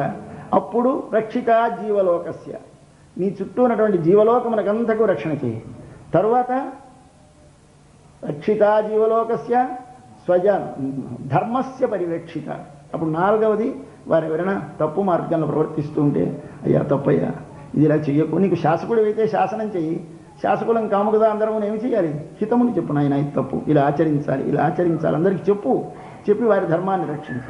ముందు నీ ధర్మాన్ని రక్షించుకో, ఆఖరికి ఇతరుల ధర్మాన్ని రక్షించు. ముందుగా నీ వారిని రక్షించుకో, తర్వాత లోకానికి రక్షణ చేయి. కాబట్టి ఒకరికి సేవ చేసే ముందు నీకు నువ్వెంత ఉపయోగపడుతున్నావు, నీ ధర్మాన్ని నువ్వెంత ఆచరిస్తున్నావు చూడు. ఇది నేర్చుకోమని రాముడు చెప్పాడు. కనుక మనం అందరం ఎందుకు వచ్చాము ఇక్కడికి? ధర్మరక్షణకి. ఎవరి ధర్మరక్షణకి? స్వధర్మరక్షణకి, పరధర్మ రక్షణకి, స్వజన రక్షణకి, ఇతర సకల లోక రక్షణకి కూడా వచ్చాం. కాబట్టి మన శక్తిని 4 రకాలుగా రక్షణకు ఉపయోగించాలి. నువ్వు ఇక్కడికి ఎందుకు దిగొచ్చావు? మనుష్యుడిగా ఎందుకు పుట్టావు? గొల్లల్లోకి ఎందుకు వచ్చావు? రక్షణకేనా? వస్తే ఏం చేయాలి? ముందు నువ్వు స్వజనస్య చ రక్షిత. ముందు నేను ఇక్కడ తీరుబాట్లేదండి, మా వైకుంఠంలో కావాల్సినంతమంది ఉన్నారు, వాళ్ళందరూ బాధపడుతున్నారు, అక్కడ వాళ్ళు ఆలోచిస్తున్నాను, మీ సంగతి తర్వాత పట్టించుకుంటారని ఎందుకు ఇక్కడికి రావాలి? అక్కడే కూర్చోకూడదు? అక్కడ కూర్చోకుండా ఇక్కడికి వచ్చావా? ఇక్కడికి వచ్చి మా రక్షణ మరిచిపోయి నిద్రపోతావా? కాబట్టి స్వామి ఉంబర్కోమానే ఊరం కాదు స్వామి, అక్కడ ఉండేటువంటి ఆ వైకుంఠంలో ఉండే నిత్యసురులకు నాయకుడివా? నాయకుడు అనుకుని నీవు పరాకపడుతున్నావేమో. కావు, ఇక్కడికి వచ్చావు మాకు నాయకుడివి. కాబట్టి మేము నీ వారము, కాబట్టి మమ్మల్ని రక్షించాలయ్యా. ఉరం కాదు, నిద్రపోకు, వచ్చిన పనిని మరచిపోకు. ఎటుందిరా లే, అయిపోయింది. ఆయన ఉలకడు పలకడు కదా, పడుకున్నాడు, ముసుగులో గుర్రు పెడుతున్నాడు. సరే లాభం లేదు, ఈయన లేపి, ఈయన లేవరు. ఏమిటి చేశాడు ఆయన? కాస్త ఇలా వీళ్ళకి కనపడకుండా చిన్న దుప్పటి ఇలా పైకెత్తి చూశాడు. పక్కన అన్నయ్య పడుకున్నాడు, లేచాడు అని. ఆవిడ లేవలేదు. వాళ్ళు లేకపోతే ముందు మనం ఎందుకు లేవడం ఉన్నాడు, మళ్ళీ సర్దేస్తున్నాడు కప్పు. ఇది మన పిల్లల లక్షణం. మీకు తెలుసు, ఇంట్లో మనం ఇవన్నీ చూస్తున్న కథలే. మన ఇంట్లో 2 పిల్లలు ఉంటారనుకోండి, ఈ చిన్నవాడు యువతల పక్క ఉంటాడు, నాన్న లేరా వేళైపోతుందిరా అంటుంది తల్లికి. అంటే వీడికి బద్ధకం, లేవాడు, వాడు పెద్దవాడు కానీ కాస్తంత ఎలా అయినా వాడందరూ వాడిగా చెప్తాడు నాన్న లేరా అంటే వాడు చూస్తాడు అన్నయ్య పడుకున్నాడని. పడుకుని ఊరుకుంటాడు. ఎందుకు? అన్నయ్య లేస్తే లేదా మనమే ఉద్ధరించాలి, ముందు లేచి వాడే లేవలేదు మనం ఎందుకు అంటాడు. అందుచేత ఏం చేస్తాడు, అన్నయ్య లేవలేదు, నేను పడుకున్నాడు. పడుకుంటే అప్పుడు ఆయన వీళ్ళు చూశారు, ఆయన వాళ్ళ అన్నయ్య లేస్తే కానీ లేవడని. అప్పుడు ఈ పక్కకి వచ్చారు 4వ మంచం దగ్గరికి. దీని మీద బలరాముడు పడుకున్నాడు. శంబర్క చలడి శల్వా బలదేవా ఉంబియుం నీయుం ఉరంగు. ఆయన శంబర్క్, ఈయన అంతా కప్పుకోలేదండి, ఆయన అంతా కప్పేసుకున్నాడు. ఈయన పాదం మాత్రం పైకి వదిలేశాడు. కొంతమంది చూడండి బుర్ర వదిలేసి కప్పుకుంటారు, కొంతమంది కాళ్ళు వదిలేసి కప్పుకుంటారు, కొంతమంది ఊపిరి తిరగదు ఇక్కడి దాకానే కప్పుకుంటారు, కొంతమంది ఇక్కడి దాకానే కప్పుకునేది తల్లి. పాదాల దాకా కప్పుకొని పాదాలు కనపడుతూ కప్పుకునేవాడు అన్నగారు. ఈ అన్నగారు పాదాలు కనపడుతున్నాయి. ఆ పాదాలకు ఒక బంగారు కడియం ఉంది, మంచి మేలిమి బంగారు కడియము వేసి ఉంది ఆయన పాదానికి. చూశారు మన పిల్లలు. శం పొన్ కజల్ అడి. శం ఎర్రని బంగారం, ఎర్రని బంగారం అంటే మేలిమి బంగారం. ఆ మేలిమి బంగారం కషాలు అంటే ఒక కడియం, అది అడి పాదమందు కలిగినటువంటి వాట. ఒక్కొక్కడికి ఒక్కొక్కడి చెప్తున్నా, అవి జ్ఞాపకం పెట్టుకోవాలి, మళ్ళీ 2వ అర్థంలో వస్తాయి ఇవన్నీ. శంబొర్కజలడి మేలిమి బంగారముతో చేయబడినటువంటి కంకణము పాదమును ధరించినటువంటి బలరామా బలదేవా, నువ్వు బలవంతుడివయ్యా, నీ తమ్ముడు బట్టి పాపం మెత్తనివాడు, నువ్వు లేచిలే అంటే లేస్తాడు. వీడి కన్నయ్య కొంచెం గొంతుకి పెద్దది, ఈయన కొంచెం బలం ఎక్కువ, ఈయన కొంచెం సుకుమారుడు, ఆయనకి పక్కన ఈయన ఉండాలి తోడు. కాబట్టి శల్వా బలదేవా లేవయా, ఉంబియం నీయం, మీ తమ్ముడును నువ్వు, ఉంబెంటే తమ్ముడు, ఉంబియం నీయం తమ్ముడు నువ్వు కూడా ఒకసారి స్వామి పురంగు మేల్కొనండి అని ప్రార్థించారు. ఇది 4 మంచాల కథ. ఇది మనకు బాహ్యముగా రేపల్లెలో జరిగిన కథ. దీనిని ఒక్కసారి మనం రావాలి. ఎక్కడికి రావాలి? మనలోకి. మన దగ్గరికి వస్తే ఎవరి దగ్గరికి రావాలి మనం? ఈ లోపల పడుకున్నాడు ఒకడు, అక్కడ ఆలయంలో శ్రీవిల్లిపుత్తూరులో పడుకున్నాడు వటపత్రశాయి. వీరందరినీ లేపాలి, ఒక్క మాట ఒక్కొక్కరిని. ముందు మన లోపడుకున్న వాడిని లేపాలంటే ఏం చేయాలి? ఒకసారి ముందు నందగోపాలుడిని ఆశ్రయించాలి. నందగోపాలుడు ఎవడు? నంద ఆనందించువాడు, గోపాల గోవులను కాపాడువాడు. మన గురువు నందగోపాలుడే. నంద ఆనందించువాడు ఏమానందిస్తాడు? సాక్షాత్ భగవంతునే సంతతము అనుభవిస్తూ వేదశాస్త్రములు చదువుకొని దానిలో ప్రతిపాదింపబడిన భగవంతుని యొక్క రూపమును, భగవంతుని యొక్క గుణములను, భగవంతుని యొక్క లీలలను సంతతము అనుభవిస్తూ ఆనందముతో ఎప్పుడూ ఒక మందహాసము, ఒక ఏదో ఆనంద రేఖ ఆయన ముఖములో, ఆయన నేత్రములలో చూస్తే ఎప్పుడూ దుఃఖం కనిపించదు. మన జీరస్వామిలో ఎప్పుడైనా శోకం కనిపించండి? ఒక్క 30 గంటలు చూసాం, అంతకుమించి ఎప్పుడూ ఉండదు.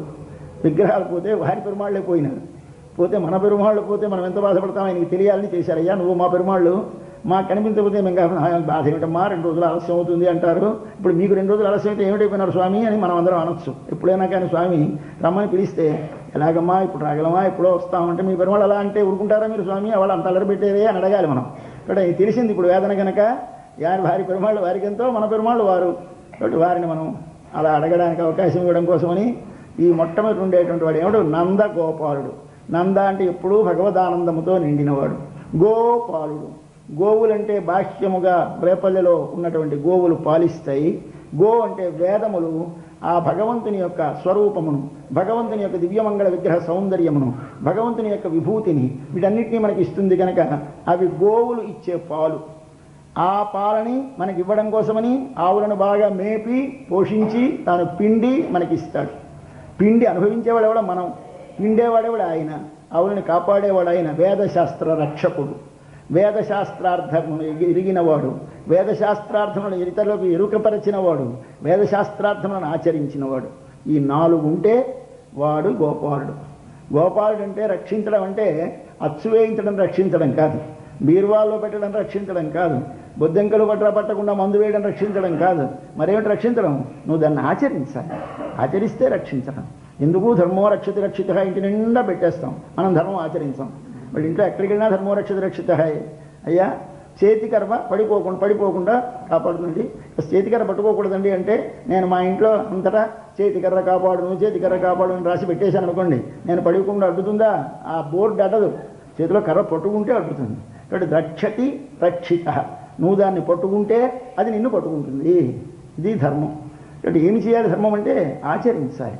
అట్లాంటి ఆచరించిన వాడు ఎవడో? వాడు పాలించినవాడు. ఆవులను పాలించినవాడు అంటే అర్థం వేదశాస్త్ర రక్షణము చేసి, వేదశాస్త్ర అధ్యయనము చేసి, వేదశాస్త్రార్థములను ఎరిగి ఆచరించి, ఆ వేదశాస్త్రార్థములను ఇతరులకు ఎరింగింపచేసి ప్రచారము చేసిన వాడు గోపాలుడు. ఆయన ఇక్కడ పడుకున్నాడు. అంటే ఈయనెవరు? ఆచార్యుడు. ఆచార్యుడు అంటే అర్థమేమిటి? శాస్త్రములలో ఉండే అర్థములను ఎరిగినవాడు, శాస్త్రములను అధ్యయనము చేసినవాడు, శాస్త్రములో చెప్పినట్టుగా తాను ఆచరించినవాడు, ఇతరుల చేత ఆచరింప చేయువాడు. శరీరానికి అందాన్ని కల్పించేది బట్ట. నగ ఉండేది లేకపోయేది. మంచి చీర కట్టుకుంటే, మంచి డ్రెస్ వేసేసుకుంటే మరి వాడంత అందగాడు ఎవడు ఉంటాడండి. లోపల ఏముందో అక్కర్లేదు, లోపల చదువు అక్కర్లేదు, ఆచరణ అక్కర్లేదు, వాడికి ఏముండనండి లేకపోనండి లోపల లేదు, లోపల నగలు ఉండనండి లేకపోనండి స్త్రీకి మంచి పట్టు చీర కట్టుకుంటే బాగుందనిపిస్తుంది. కాబట్టి మొట్టమొదటి కావాల్సింది ఏమిటి? ఈ శరీర పోషణకి, శరీర సౌందర్యాన్ని సంపాదించి పెట్టేది వస్త్రం. మనకి లోపల ఏముంది? మనం ఉన్నాం లోపల, లేదా ఆత్మ. ఈ ఆత్మ యొక్క స్వరూపం ఏమిటి? ఆ పరునకు ఉపయోగపడుట. ఈ పరునకు ఉపయోగపడు. నీ ఏ పని చేసినా వాడి కొరకని లోపల భావిస్తూ చేస్తే నీ ఆత్మకి మంచి వస్త్రం కట్టినట్టు లెక్క. అంటే అప్పుడు ఏమిటి? అందంగా ఉంటుంది. అందం అంటే ఏం చేస్తుంది? పురుషుణ్ణి ఆకర్షిస్తుంది. మన మన ఆత్మ అందం ఏమిటి ఉండాలి? పురుషుణ్ణి ఆకర్షించాలి. పురుషుడు దేని చేత ఆకర్షింపబడతాడు? సౌందర్యము చేత. సౌందర్యం అంటే ఏమి? ఆనందాన్ని కదలించడం. ఒకసారి ఇలా చూసేసరికల్లా ఏం బాగుంది అని లోపల ఎంత బాగుందని ఆనందం కలిగితే, ఆనందమును కలిగించున్నది అందము. ఆనందం అనగా ఎవరు? భగవానుడి పేరు ఆనందము. ఆనందమును కదలించున్నది ఎవరు? మన ఆత్మలో ఉండే జ్ఞానము, భక్తి. ఈ జ్ఞానము భక్తి అంటే ఏ భక్తి, ఏ జ్ఞానము? శేషత్వము. వాడి కొరకే ఉపయోగపడవలనని తెలిసి వాడి కొరకే ఉపయోగపడ అనేటువంటి మనకు కలిగితే అప్పుడు స్వామి ఒకసారి కదులుతాడు, ఆనందం కదులుతుంది, అందము కనిపించింది స్వామికి. ఇప్పుడు ఆయన ముఖం ఏమైంది? అంత వికసించింది. అంత వికసిస్తే ఆ వికసించినటువంటిది ఆయనక మనక, అబ్బా ఇవాళ మనకు చాలా ఆనందంగా ఉందండి మనం అనకూడదండి. అరే మా స్వామి చాలా ఆనందంగా ఉన్నాయండి, ఇవాళ స్వామికి ఆరాధన చేస్తే ఏమి ఆ ముఖకాంతి, ఆ స్వామి నేత్రకాంతి, ఆ మందహసకాంతి, ఒకసారి ఏమి స్వామి ఎంత ఆనందంగా ఉన్నాడో. నీకు స్వామిలో ఆనందం కనిపించాలి. ఆ స్వామిలో ఆ ఆనందాన్ని చూసి నువ్వు ఆనందిస్తే నువ్వు నిజమైనటువంటి భగవంతునికి సేవ చేసినట్టు లెక్క. కాబట్టి భర్తను ప్రేమించడం అంటే అర్థం ఏమిటి? భర్త చేత సేవలు చేయించుకోవడం కాదు, భర్త చేత డబ్బు పొందడం కాదు. భర్తని ముఖమునకు వికాసము కలిగించి వాడి ముఖ వికాసము చూసి తాను పొంగిపోతే, బిడ్డలకు అన్నీ కల్పించి వారు ఆనందముగా ముఖమంతా విప్పారితే, వారిని చూసి తాను ముఖము విప్పారితే ఆవిడ ఆనందము కలది. అట్టి ఆనందాన్ని మనం పొందడానికి వచ్చాము ఇక్కడికి. కాబట్టి స్వామి మాకు వస్త్రాన్ని ఇవ్వయ్యా. వస్త్రం అంటే ఈ శరీరం అనగా ఆత్మకి పోషకమైనటువంటి, ఆ సౌందర్యాన్ని పోషించేటువంటి, అంటే భగవంతుడు అనేటువంటి ఆనందాన్ని కదిలించేటటువంటి, శేషత్వం అనగా భగవంతుని కొరకు నేననేటువంటి జ్ఞానాన్ని నాకు ప్రసాదించి వాడి కొరకే నేను ఉపయోగపడి వాడి ముఖమునకు ఆనందము కలిగితే ఆనందమును చేసి నన్ను ఆనందించే అదృష్టం నాకు కలిగించవా తండ్రి. ఇది మనకు కావలసిన చీర, ఇది మనకు కావలసిన డ్రెస్సు. ఏమిటి కావాలి? ఏ కార్యము చేస్తున్నా భగవంతుని కొరకే అని చేసేటువంటి స్థితి నీకు కలిగితే, అట్టా నీవు చేసిన నాడు స్వామి ముఖం ఒక్కసారి దర్శిస్తే, ఆ ముఖంలో కలిగిన ఆ సౌందర్యం దాశిస్తే మనం అందగత్తెలమవుతాం, అందగాళ్ళమవుతాం. కాబట్టి తండ్రి మాకు కావలసింది ఏమిటి? ఒకసారి అంబరం, వస్త్రం. వారికి కావలసింది అంబరమే, మాకు కావలసింది అంబరమే. కాబట్టి దిగంబరుడు ఎప్పుడవుతాడు? బట్ట లేకపోతే. మనము దిగంబరుడం ఎప్పుడవుతాము? లోపల ఆత్మలు భగవంతుని కొరకు నీ ఉపయోగపడకపోతే. ఇప్పుడు భగవంతుని కొరకు ఉపయోగపడిన ఆత్మ నగ్నమైన ఆత్మ, భగవంతుని కొరకు ఉపయోగపడిన ఆత్మ వేషము ధరించి మంచి చీర ధరించే అందమైన సౌందర్యము కలిగినటువంటి ఆత్మ. అటువంటి ఆత్మ మనకి కావాలి కనుక స్వామి అంబరమే. సోరే రెండవది స్వామి అన్నం ఇయ్యవా? తన్నీరే రెండవది. మంచినీళ్ళు. ఇంకంటే ముందు అన్నం తినకపోతే పెద్ద ప్రమాదం లేదా, నీళ్లు తాకపోతే బ్రతకలేము. ప్రాణం పోతుంది బాబు, ప్రాణం పోతుంది అంటాం. కాబట్టి ప్రాణం పోకుండా ముందు నీళ్లు ఇస్తే శరీరం నిలబడి ఉంటుంది. అన్నం పెడితే ధైర్యంగా కదులుతుంది, మెదులుతుంది, పని చేస్తుంది. కాబట్టి పోషిస్తుంది అన్నము, నిలబెడుతుంది నీరు. నిలబెట్టేది నీరు కనుక నీరు అడగాలి. అలాగే మనం కూడా నిలబడడానికి ఏమిటి కావాలి? మనకి నీరు కావాలి. నీరుకి సంస్కృతంలో పేరేమిటి? జలం. మనం అందరం జలం జలం అంటూ ఉంటాం. ఉపనిషత్తు చెప్పింది నువ్వు నిలిచి ఉండాలి అంటే, నువ్వుగా ఉండాలి అంటే, అంటే నీ ఆత్మ నిలబడాలి అంటే తజ్జలాన్ అని ఉపాసించమంటుంది ఉపనిషత్తు. ఏమని ఉపాసించాలి? విశ్వములంతని చూస్తూ ఏమనుకోమని? తజ్జలాన్ ఆ నీళ్లను అనుకోమని. ఏమిటి ఆ నీళ్ళు? ఏమిటి నీళ్ళ? విశ్వమంతా అంటే జ లా అన్ 3 అక్షరములు కలిస్తే జలాన్ అయింది. జ అంటే పుట్టినది, లా అంటే మరల వెనుకకు అణగిపోవునది, అన్ అంటే నిలిచి ఉన్నది. జగత్తంతా ఒకనాడు వెలుపలికి వచ్చింది జ, మరల వెనుకకు అణగిపోతుంది లా, ఉన్నప్పుడు ఉంటుంది. కాబట్టి జ లా అన్ 3 మాటలతో కలిపితే జలా అన్న. ఎందులోంచి వచ్చింది? తత్. ముందు తత్ కలుపు. తత్ జ, తజ్జ. తత్ అంటే ఆ పరమాత్మ నుండి, భగవాను నుండి. జ పుట్టినదే ఇదంతా. తత్ లా మళ్ళీ వెనక్కి వెళ్ళిపోతే ఎవరిలో చేరిపోతుంది? తత్ దానిలోనే లా చేరిపోతుంది, అణగిపోతుంది. తత్ అన్న దాని చేతనే ఇది నిలచి ఉన్నది. కాబట్టి అన్న అంటే నిలిచి ఉన్నది, దానివల్లే.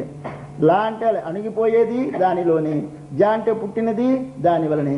ఇది ఇప్పుడు ఇదేమిటిదంతా? దానిలోంచే వచ్చిందంటే అదే కదండి. బంగారంలోంచే నగ చేశాం. గాజు కానీ, గొలుసు కానీ, మురుగు కానీ, దుద్దు కానీ ఏదైనా తజ్జ. మళ్ళీ కరిగించేస్తే తల్లా. ఉన్నప్పుడు తదన్, అది ఉంటేనే ఉంటుంది. బంగారం లోపల ఉండకుండా నగ ఉంటుందే? ఉండదు కదా. కాబట్టి 3 దేనికి ఉన్నాయి? ఈ విశ్వానికి ఉన్నాయి. విశ్వమంతా ఇది ఫర్నిచర్, నగలు లాంటివి. ఈ నగలు చూసి నీకేమి కలుగుతోంది? ముక్కుకు పెట్టుకునేది నేను కాలికి పెడితే బాగుండు, పట్టదు కాలికి. ఇది ముక్కుకు పెట్టేదే, మెడకి వేసుకొని ఇది నేను చేతికి పెట్టుకుంటే బాగుండు, చేతికి జారిపోతుంది, పనికిరాదు. కాబట్టి మనందరిలో మనకి భేదాలు దేనివల్ల వచ్చాయి? అది దేనికి ఉపయోగించాలో నిర్ణయించేవాడు వాడు. ఆ నిర్ణయించాడు ఆ ఓనర్. ఆ ఓనర్ నిర్ణయించి దీనికేని స్పెసిఫిక్గా చేస్తే మనం అబ్బాయి నేను చెవికి ఉండనండి, నేను ముక్కుకు వెళతాను, నేను ముక్కు ఉండనండి, నేను కాలికి వెళతానని మనం ప్రయత్నిస్తున్నాం. వద్దు నాన్న, అన్నీ ఒకదాని నుంచి వచ్చాయి, అన్నీ ఒకదాని వల్లే ఉన్నాయి. మళ్ళీ కరిగిస్తే అన్నీ ఒకదానిలో వెళ్ళిపోతాయి. కావలిస్తే ఈ ముక్కు పుల్ల దుద్దు చెరిపించి మళ్ళీ చేయించి కరిగించేసి ఈ మాటది కావలిస్తే గొలుసులో చిన్న భాగం తయారవుతుంది. ఇక్కడ అక్కడి నుంచి ఇక్కడికి వచ్చింది. అలాగే మనం కూడా మనం ఈ శరీరమును వదిలి మరొక శరీరమును పొందితే మరొక దానికి ఉపయోగిస్తాం. కాబట్టి ధర్మము మారుతూ ఉంటుంది. ఇప్పుడు మాత్రం అలాగే ఉండాలి, వీటిలో భేదం లేదు. ద్వేషించుకోకు, అనవసరంగా ఇది వేరు అది వేరుని భావించకు, భేదభావన వద్దు, ఏకతాభావన కలగాలి విశ్వమంతటా. దీని వస్తే నీకేమిటి కలుగుతుంది? నీవు నిలబడతావు. నేను అన్నది నిలబడాలంటే మన స్వామి వికాసం చేయిస్తున్నారు. వికాసం అంటే ఇది వికాసం. తజ్జ తల్ల తదని తెలియడం. ఇది దీని పేరేమిటి? నీళ్లు తాగడం. ఇక్కడ మాకు నీరు కావాలన్న వారికి నీరే ఇస్తాట ఆయన. ఎవరికి? దాహం వేసిన వారికి, ప్రాణం పోతోందన్న వారికి. మన ప్రాణం పోతోందంటే ఏమిటి? భగవంతునికి దూరం అయిపోతున్నాం. ఏమిటోనండి ఇక్కడ ఉన్నాం, కానీ మా లాంటి వాళ్ళకి భగవంతుడు ఎక్కడండి? ప్రతి వాళ్ళకి ఇదే. ఇప్పుడు ఇక్కడ హఠాత్తుగా శంఖచక్రాలతో నాలుగు భుజాలతో కనిపించేయాలి. కనిపిస్తే మనం ఇక్కడ ఉంటాం, పారిపోతాం భయపడి. ఏదో కొంపలు ముడుకుపోయి జట్టులో ఏదో దయ్యమో ఫోటో వచ్చిందనుకుంటాం. కనపడ్డాడు, అంత సుఖమా? కనపడకుండా ఉన్నాడు కనుక అదృష్టవంతులం. చూస్తావా అన్నాడు అర్జునుడిని. చూడాలనుందయ్యా అన్నాడు. చూడగలవా అన్నాడు. చూస్తానన్నాడు. అయితే పాపం ఈ కంటితో చూడలేదు, మరో కన్ను ఇస్తానులే అన్నాడు. ఇచ్చాడు. ఇస్తే చూశాడు. చూసి మహాప్రభు నాకు భయం వేస్తోంది, కాస్త మళ్ళీ ఉపసంహరించి నువ్వు మామూలుగా బావలా కనిపించమన్నాడు. ఇంతే మనం చేస్తాం. కనిపించనంతసేపు కనిపించాలి, చూడాలి అలరి. చూస్తే భరించలేం కనుక కనపడడం లేదు. కానీ స్వామి ఒకసారి కానీ ఇక్కడ ఓ భక్త నేను రక్షిస్తున్నాను, నేను రేపు మోక్షం ఇస్తానంటే మనం పుచ్చుకుంటాం. వద్దు స్వామి, అయ్యా రేపే మోక్షం అంటే ఏడు ప్రారంభిస్తాం. రాత్రి నుంచి కావాలని కోరిన మనం అందరము, అయ్యా మీ భక్తులకందరికీ తిరుప్పావై సేవిస్తున్న వారందరికీ రేపు మోక్షం ప్రసాదింపబడును మరవరు. ఈ పొలిమేరకి రారు. అయితే ఏమిటి కావాలి? మనకి ఏమి కాదు. ఇప్పుడు ఇక్కడ ఉన్నదానిని ఉన్నట్టుండి ఉన్నదేదో తెలుసుకొని ఈ విశ్వమంతా నా స్వామి అని ఆరాధించి భేదము తగ్గి సర్వం భగవదాత్మకముగా ఉపాసన చేస్తే నీ లోపల ఉండే భేదము తగ్గుతుంది, నీ లోపల ఉండే ద్వేషము తగ్గుతుంది, నీలో విశ్వం అంతటా వాడిని అనుభవిస్తావు. నువ్వు బ్రతికుంటావు. నువ్వు బ్రతికుండాలంటే వాణిని భావించి నీవును బ్రతికి ఉండాలి. ఎక్కడ భావించాలి? పరమపదానికి వెళ్ళలేము, పాలసముద్రానికి వెళ్ళలేము. ఇక్కడ భావించు. ఎక్కడ? విశ్వములో భావించు. తజ్జలాన్ ఇది శాంత ఉపాసీత. అది రావాలి అటువంటిది. నీరు తాగాలి. తన్నీరే. ఇది గురువు గారు నందగోపాలుడు ఇచ్చేటువంటిది. 2 వస్త్రము, నీరు. 3వది ఇవ్వాలి. అయినా ఏమిటి ఇవ్వాలి? ఆకలిస్తోంది. సోరు అంటే అన్నం. ఈ శరీరాన్ని నిలబెట్టాలంటే అన్నం ఉండాలి. మన లోపలే ఆత్మ. శరీరము ఆత్మ రెండింటి కథ ఇది. ఒకటి బయటి కథ, ఒకటి లోపలి కథ. శరీరం కథ ముందు మనవి చేసేసాను. లోపలి కథకి వెళితే ఆత్మకి అన్నం ఏమిటి? భగవంతుడే అన్నం. ఎక్కడుందండి? ఉపనిషత్తు. మీకు ఏది వచ్చినా మీరు ఇక్కడక్కడ చూడండి. ఉపనిషత్తు భగవద్గీత 2 చూసుకోండి, అర్థం వచ్చేస్తుంది. మీకు సందేహం ఉన్న చోట అన్నం బ్రహ్మేత్యుపాసీత. అన్నమే బ్రహ్మ. అందరూ మోక్షం పొందిపోయి పరమపదంలో కూర్చొని ఏమిటి చేస్తుంటారండి అని అడిగితే ఉపనిషత్తు చెప్పింది. ఏమిటి చేస్తారు? ఎక్కడేం పని ఉండదయ్యా. వాళ్ళకి తిండి అక్కర్లేదు, నీళ్ళు అక్కర్లేదు, యవ్వనం మరి పోదు, ఎప్పుడూ కళ్ళు రెప్పలు కూడా పడవు, హాయిగా అలా కూర్చుంటారు. అయితే మరి ఏం చేస్తారు? ఇక్కడ పని లేదనమాట. కాబట్టి నిర్వ్యాపార స్థితి. చిచి ఇది వద్దయ్యా, కాదయ్యా. అక్కడ వాళ్ళు మహానందంగా ఉంటారు. ఎలా ఉంటారండి? పని లేకపోతే ఆనందం ఏమిటి? అంటే ఇక్కడ ఆనందం ఏమిటంటూ ఉంటారండి. వాళ్ళు వస్తాను ఏమిటి మాట్లాడుకుంటారు? ఏం మాట్లాడుకోరు? అలా స్వామిని చూస్తూ ఉంటారు. అహమన్నమహమన్నమహమన్నం అహమన్నాదో హగ్గుం శ్లోకృతు హగ్గు శ్లోకృతు అని తైత్తిరీయ ఉపనిషత్తులో చిట్ట చివర ముక్తి పొందిన వాళ్ళు అక్కడికి వెళ్ళి ఏం చేస్తాడు అని అడిగితే సమాధానం చెప్పింది. అక్కడ అహమన్నం అంటే అక్కడికి వెళ్ళి నేనన్నం ఇదేమి దరిద్రం. ఇక్కడి నుంచి పోయినా మన శ్రీవైకుంఠానికి వెళ్ళినా ఈ అన్నమేనా గోల. ఇక్కడ ఏమిటి మనం ఏడుస్తున్నాం? అన్నమో రామచంద్రాని దేశం అంతా అల్లాడుతూ ఉంటే మనము అనుకుంటూ ఉంటే అక్కడికి వెళ్ళి అహమన్నం నేనన్నం అంటామట. 2వది అహమన్నాద నేనన్నమును తినువాడను. 3వది నేను పొగుడువాడను. నేను శ్లోకృతు అంటే పొగిడేవాడిని అనుకుంటూ కూర్చుంటాడు. ఏమిటి దీని అర్థం? అన్నం అంటే తినబడునది. ఏది మన చేతి తినబడుతోందో దాని పేరు అన్నం. గోధుమ రొట్టి చపాతి అన్నమే. లేదు సాంబారు అన్నం అన్నమే, దధ్యోదనం అన్నమే, వట్టి అన్నం అన్నమే. అన్నం అంటే అర్థం ఏంటి? తినబడేదాని పేరు అన్నం. తినబడేదంటే ఏమిటి? మనకి లోపలికి రుచికరముగా అనుభవింపబడేది. ఈ పై శరీరం దేన్ని తింటోంది? భౌతికమైన ఒక పదార్థాలను తింటోంది. లోపల ఆత్మ దేనిని తినాలి? దానికి అన్నమేది భగవాను అనుభవించాలి. అక్కడికి వెళ్ళిపోయిన తర్వాత మరి అలా వాడిని చూస్తూ ఉంటాం కదా. ఏమంటే స్వామి నీ అనుభవం, నీ అనుభవము, ఏమి ఆనందం, ఏమి అనుభవం అనుభవిస్తూ ఉంటాడు. అనుభవిస్తుంటే ఏం చేస్తున్నట్టు వీడు అన్నం అనుభవాడు కదండి. కాబట్టి అన్నం అంటాడంటే స్వామి నేను అనుభవించడానికి నాకు యోగ్యతను ప్రసాదించేవా తండ్రి. ఆహా ఏమి సౌందర్యమయ్యా, ఏమి సర్వజ్ఞత్వమయ్యా, ఏమి సర్వశక్తిత్వమయ్యా, ఏమి సర్వేశ్వరత్వం. ఒక్కొక్క గుణం అలా అనుభవిస్తుంటే అన్ని భోగ్య పదార్థాలతో భోజనం చేసినట్టు ఉంటుంది వారికి. కాబట్టి ఆయన అన్నస్వరూపుడు కనుక అన్నమునిచ్చువాడు. అంటే అన్నమి అంటే భగవద్ అనుభవమును మాకు ప్రసాదించు. ఆత్మని నిలబెట్టేటటువంటి ముందుగా ఏమి ఇవ్వాలి, మనకి తన్నీరు ఇవ్వాలి. తన్నీరు అంటే ఏమిటి అర్థం మనం చేశాను. వాళ్ళకి మొట్టమొదటి వస్త్రం ఇవ్వాలి, అంటే శేషత్వ జ్ఞానం ఇవ్వాలి. భగవంతుని కొరకే నేను ఉపయోగపడవాడు, తగినవాడను, ఆత్మకు కలగాలి.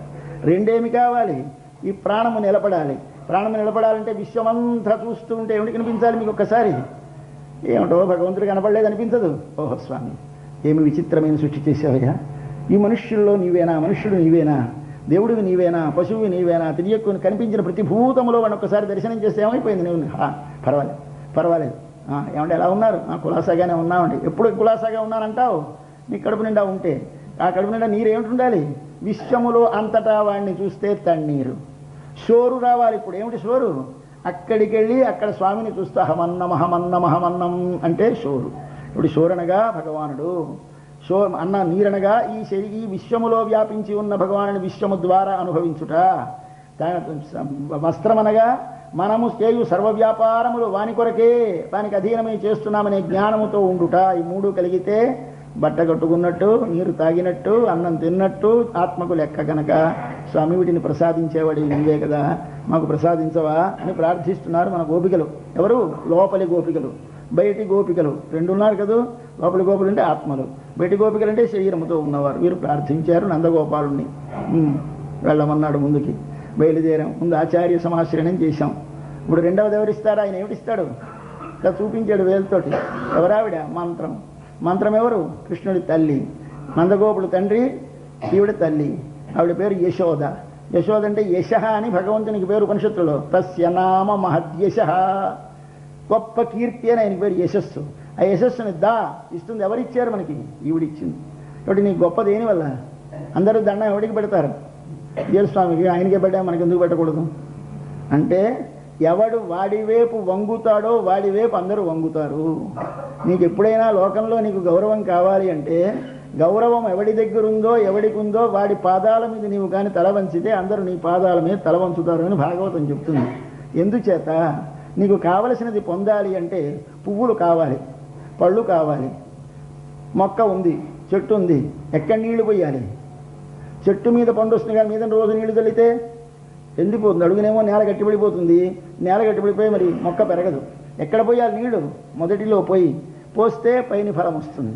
అలాగే నువ్వెవరిని ప్రార్థించాలి? భగవంతుడు మొదలు, పైన కొమ్మలు. మనమందరము కొమ్మలు బాగుండడానికి మొదటికి నీరు పోయాలి. ఎందుకంటే దేవుడికి దండం పోతే నీకు నువ్వు బతికుండవు కనుక. కాబట్టి మనకు ఆయన ఎలాంటి వాడు? అందరికీ అడుగున మూలభూతుడైనటువంటి వాడు కనుక మనకందరికీ కీర్తి అనగా భగవంతుణ్ణి కీర్తిని ప్రసాదించేది తల్లి కనుక మంత్రము కనుక మంత్రమును పొందాలి. ప్రతివారు ఒక గురువును ఆశ్రయించి ఒక మంత్రమును పొందాలి. పొందితే కానీ తానెవడో తనకు తెలియదు, తానెవరి కొరకో తనకు తెలియదు. కాబట్టి తానెవరో తానెవరి కొరకో తెలియజేసే ఒక ఆచార్యుణ్ణి పొందాలి. పొందాం. ఆయన ఇచ్చిన మంత్రాన్ని పొందాం. మంత్రంలో ఉంటాడు భగవంతుడు, తల్లి గర్భంలో ఉంటాడు కృష్ణుడు.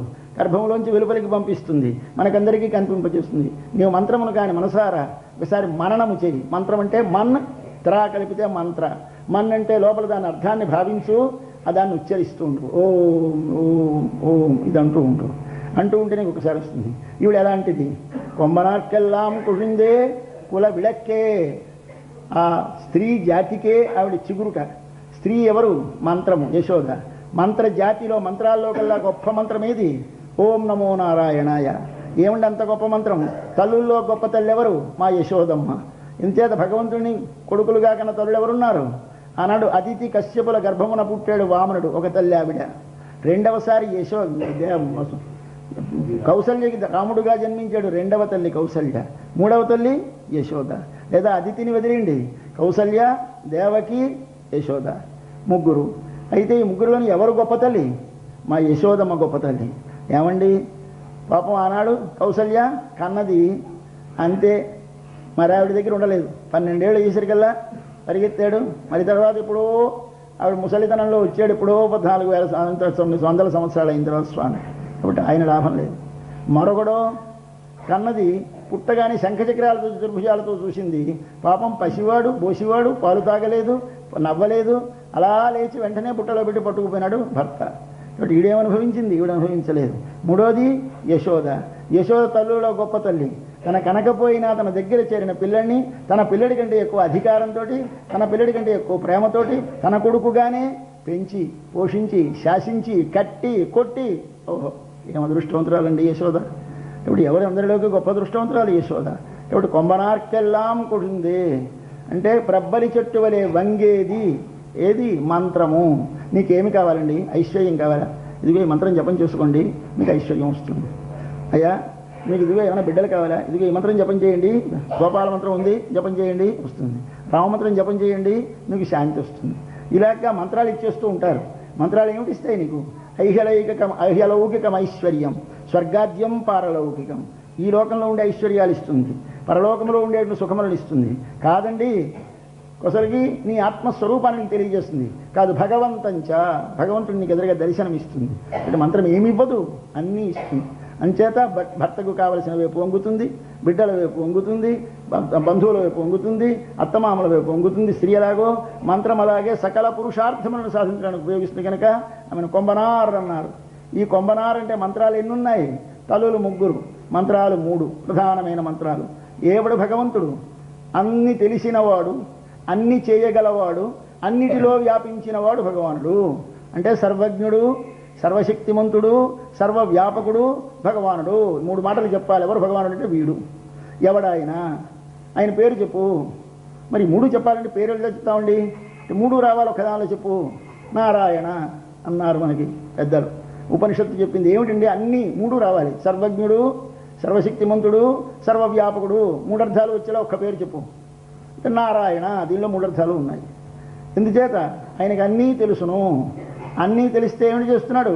నారములనగా సకల పదార్థములకు అయన తానాధారమై కావలసినది వారికి ఇచ్చేవాడు.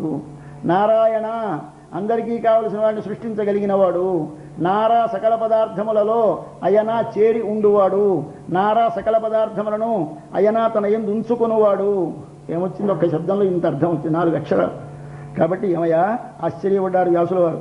నారాయణేతి నామాస్తి వాగస్తి వశవర్తిని. నీ నాలిక నీ నోట్లో ఉందా, కానీ కచ్చక్కడికి నారాయణ అనగలవా? ఏమి యుక్త 2 అక్షరం కింద అక్షరం ఉందా? కృష్ణ అంటే పలకడం, షా కింద నా పలకాలి పలకదండి. కిత్త అంటాం, కిత్త అంటావు, కానీ నారాయణ అనే కష్టం ఏమిటి? హాయిగా పలుకు. కానీ ఎందుకలా యమలోకానికి వెళ్ళిపోతున్నారు? అంత క్యూ పెట్టి వరుస తోసు వెళ్ళిపోతున్నారు యమలోకానికి. ఎందుకని? నారాయణ నామం ఉచ్చరించక. ఉచ్చరిస్తే నారాయణ నారాయణ శబ్దమాత్రం విముక్త దుఃఖా సుఖిన. సుఖం కావాలి అంటే నారాయణ, దుఃఖం పోవాలి అంటే నారాయణ. ఎందుకయ్యా మరొక నామాన్ని ఉచ్చరిస్తావు అని మనకి వ్యాసులు వారు ఘోషించారు. అటువంటి శబ్దం కనుక ఈ మంత్రం అన్ని మంత్రాలలోకి గొప్పది. ఇది కొంబనార్కెల్లాం కొడుంది. అమ్మ ఆవిడ మన యశోదాదేవి. కుల విళక్కే, కులానికంతకి దీపం లాంటిది. ఏమిటి ఆ దీపం అంటే? అన్ని వస్తువులను ప్రకాశింపజేసేది దీపము. తనను తాను ఒకరు చూపక్కర్లేకుండా కనిపించేది దీపము. మనకి భగవానుని కనిపింపచేసినటువంటి దీపం ఎవరు? మన తల్లి మంత్రము. ఏ మంత్రము? కుల విళక్కు. కులం అంటే మనము కాని మంత్రమును పొందితే మొత్తం ఆత్మలనేటటువంటి ఒక కులములో మనము దీపములే ప్రకాశిస్తాం. ఇతరులకు అన్నిటినీ చూపించగలుగుతాం మన మంత్రం చేత. మనము ప్రకాశిస్తాం కనుక కొంబనార్కెల్లాం కొడుందే కుల విళక్కే. అమ్మ చెట్టుకి ఎక్కడ బాధ కలిగిన చిగురు వాడుతుంది కదా. మా జాతికంతకీ నీవు దీపము చిగురు కదా. అమ్మా నీ ఒక్కసారి మా బాధ కోసం నీవు వాడవద్దా? మాకు కనిపించని కృష్ణ భగవానుని మాకు చూపించవద్దా? దీపం అంటే దేనిని చూపించనిది దీపం అవుతుందా? ఇతరుల బాధకు వాడనిది చిగురవుతుందా? నీ పేరు చిగురమ్మా, నీ పేరు దీపమమ్మా. కాబట్టి ఆ పేరు నిలబెట్టుకో. కొడుందే కుల విళక్కే. ఏం బెరుమాట్టి నేనెందుకు చేయాలి? మా స్వామినివమ్మా, ఎందుకు నేను చేయాలా? నీకు మాకు ఉన్న సంబంధం ఏమిటో మాకు తెలుసు. ముందది చెప్పాలి. ఎవరు నీవు? నీకు మేము సొత్తు. ఈ సొత్తు కలదానివి నీవు. అక్కడ వీధిలో పెట్టే మర్చిపోయినారండి, నేనెందుకు తీయాలి అంటావా? నీ పెట్టే కనుక తీసుకోవాలి. అలాగే అమ్మ మేము నీ వారము కనుక నీవు మమ్మల్ని రక్షించాలి. యశోదా అరిగురాయ్ దేవమ్మ. అయిపోయింది. మూడో మంచం దగ్గరికి వచ్చాం. ఇప్పుడు ఈయన పడుకున్నాడు ఈ స్వామి. ఈయన వదిలేసాం. అసలు కృష్ణుడు లేదు ఇక్కడ. అక్కడ వాళ్ళనే చెప్పాం, యశోదని వారిని. ఇక్కడ వామనుడి కథ చెప్తున్నాం, వైకుంఠనాథుడి కథ చెప్తున్నాం. ఉంబర్కోమానే వైకుంఠనాథ అన్నాం. పోనీ ఏదో అప్పటి పూర్వవృత్తాన్ని చెప్తున్నాడు అనుకుండా ఊరుకుందాం. వాళ్ళ వామనావతారంలో చేసిన కథ చెప్తున్నారు. ఆకాశం మీదకి కాలు చాచి ఆకాశాన్ని మధ్య నుంచి పొడిచి మీదకి కాలు చాచి కొలచినటువంటి వాడా అని చెప్తున్నారు. ఎందుకు ఈ కథ? మనమందరం అక్కడున్నాం. ఎక్కడున్నాం? అక్కడ. ఎక్కడున్నాం? ఆకాశం. ఆకాశం అంటే ఏమిటి? శూన్యం. ఉన్నదే ఆకాశం ఏమైనా లేదు. మనకందరికీ భగవంతుడు ఏమిటి మన ఉద్దేశంలో? శూన్యం. లేదు లేదు లేదు లేదనే వాళ్ళకి ఉన్నదని నిరూపించిన అవతారం ఏది? వామన అవతారం. ఒక్కసారి ఇంత వాడొచ్చి అంత పెరిగాడు. ఏమిటో అంటారు కానండి, నెత్తి మీద పడ్డది పాదం. ఆ వాళ్ళను కాస్త లోపలికి లాగేశావు కానీ పాదం అయితే మరి పుట్టకపోయిందో. స్వామి ప్రపంచంలో ఎవరికీ తన పాదము తగలకుండా ఉండకూడదని సమస్తమైన చరాచరములకన్నిటికీ తన పాదమును స్పృశింపచేసి అందరినీ తరింపచేసి అందరూ నా బిడ్డలందరూ చల్లగా ఉన్నారో లేదో అని రాత్రి పడుకుని నిద్రపోయే తల్లి ప్రక్కనే పడుకున్న బిడ్డడు మంచం నుంచి కిందకి ఎక్కడ పడుకోతాడో అని బెంగతోడు ఒక్కసారి తెలివి రాగానే గతుక్కుమని ఇలా పక్కని చేవేసి తడిమినట్టు తడమడానికి వచ్చావా తండ్రి వామనావతారంలో? ఎంత కష్టపడ్డావయ్యా! సుకుమారమైన పాదమే. ఆ పాదముతో ఈ రాళ్ల మీద మోపి కొలిచావా? ఈ చెరువుల్లోనూ నీళ్లలోనూ పెట్టి తడిసిపోయింది ఆ పాదం తండ్రి. నాయన, ఆ శ్రమ చేత అలసిపోయి నిద్రపోతున్నావేమో. ఈ పడుకోవడానికి కారణం వాళ్ళు చెప్తున్నారు. ఇప్పుడు ఇందాక కారణం దెప్పు గోపికలు, ఇప్పుడు కారణం భగవంతుని ఎరిగిన వారనే మాట. స్వామి, అలసిపోయినావా? కారణం వచ్చిందా? అంత నిద్ర పట్టేసిందయ్యా? ఒట్టు తెలియని నిద్ర. చాలా శ్రమ అయిపోయి ఉంటుంది వాళ్ళ కొలిచినప్పుడు. కాబట్టి ఉంబర్కోమానే ఉరంగాదు. వాళ్ళ కొలవడం ఎందుకు కొలిచేవో తెలుసునా? నీకు జ్ఞాపకం ఉందా? ఒక భక్తుడి కంటి నీరు చూడలేక ఇవాళ పడుకుని లేవడం ఎందుకో తెలుసా?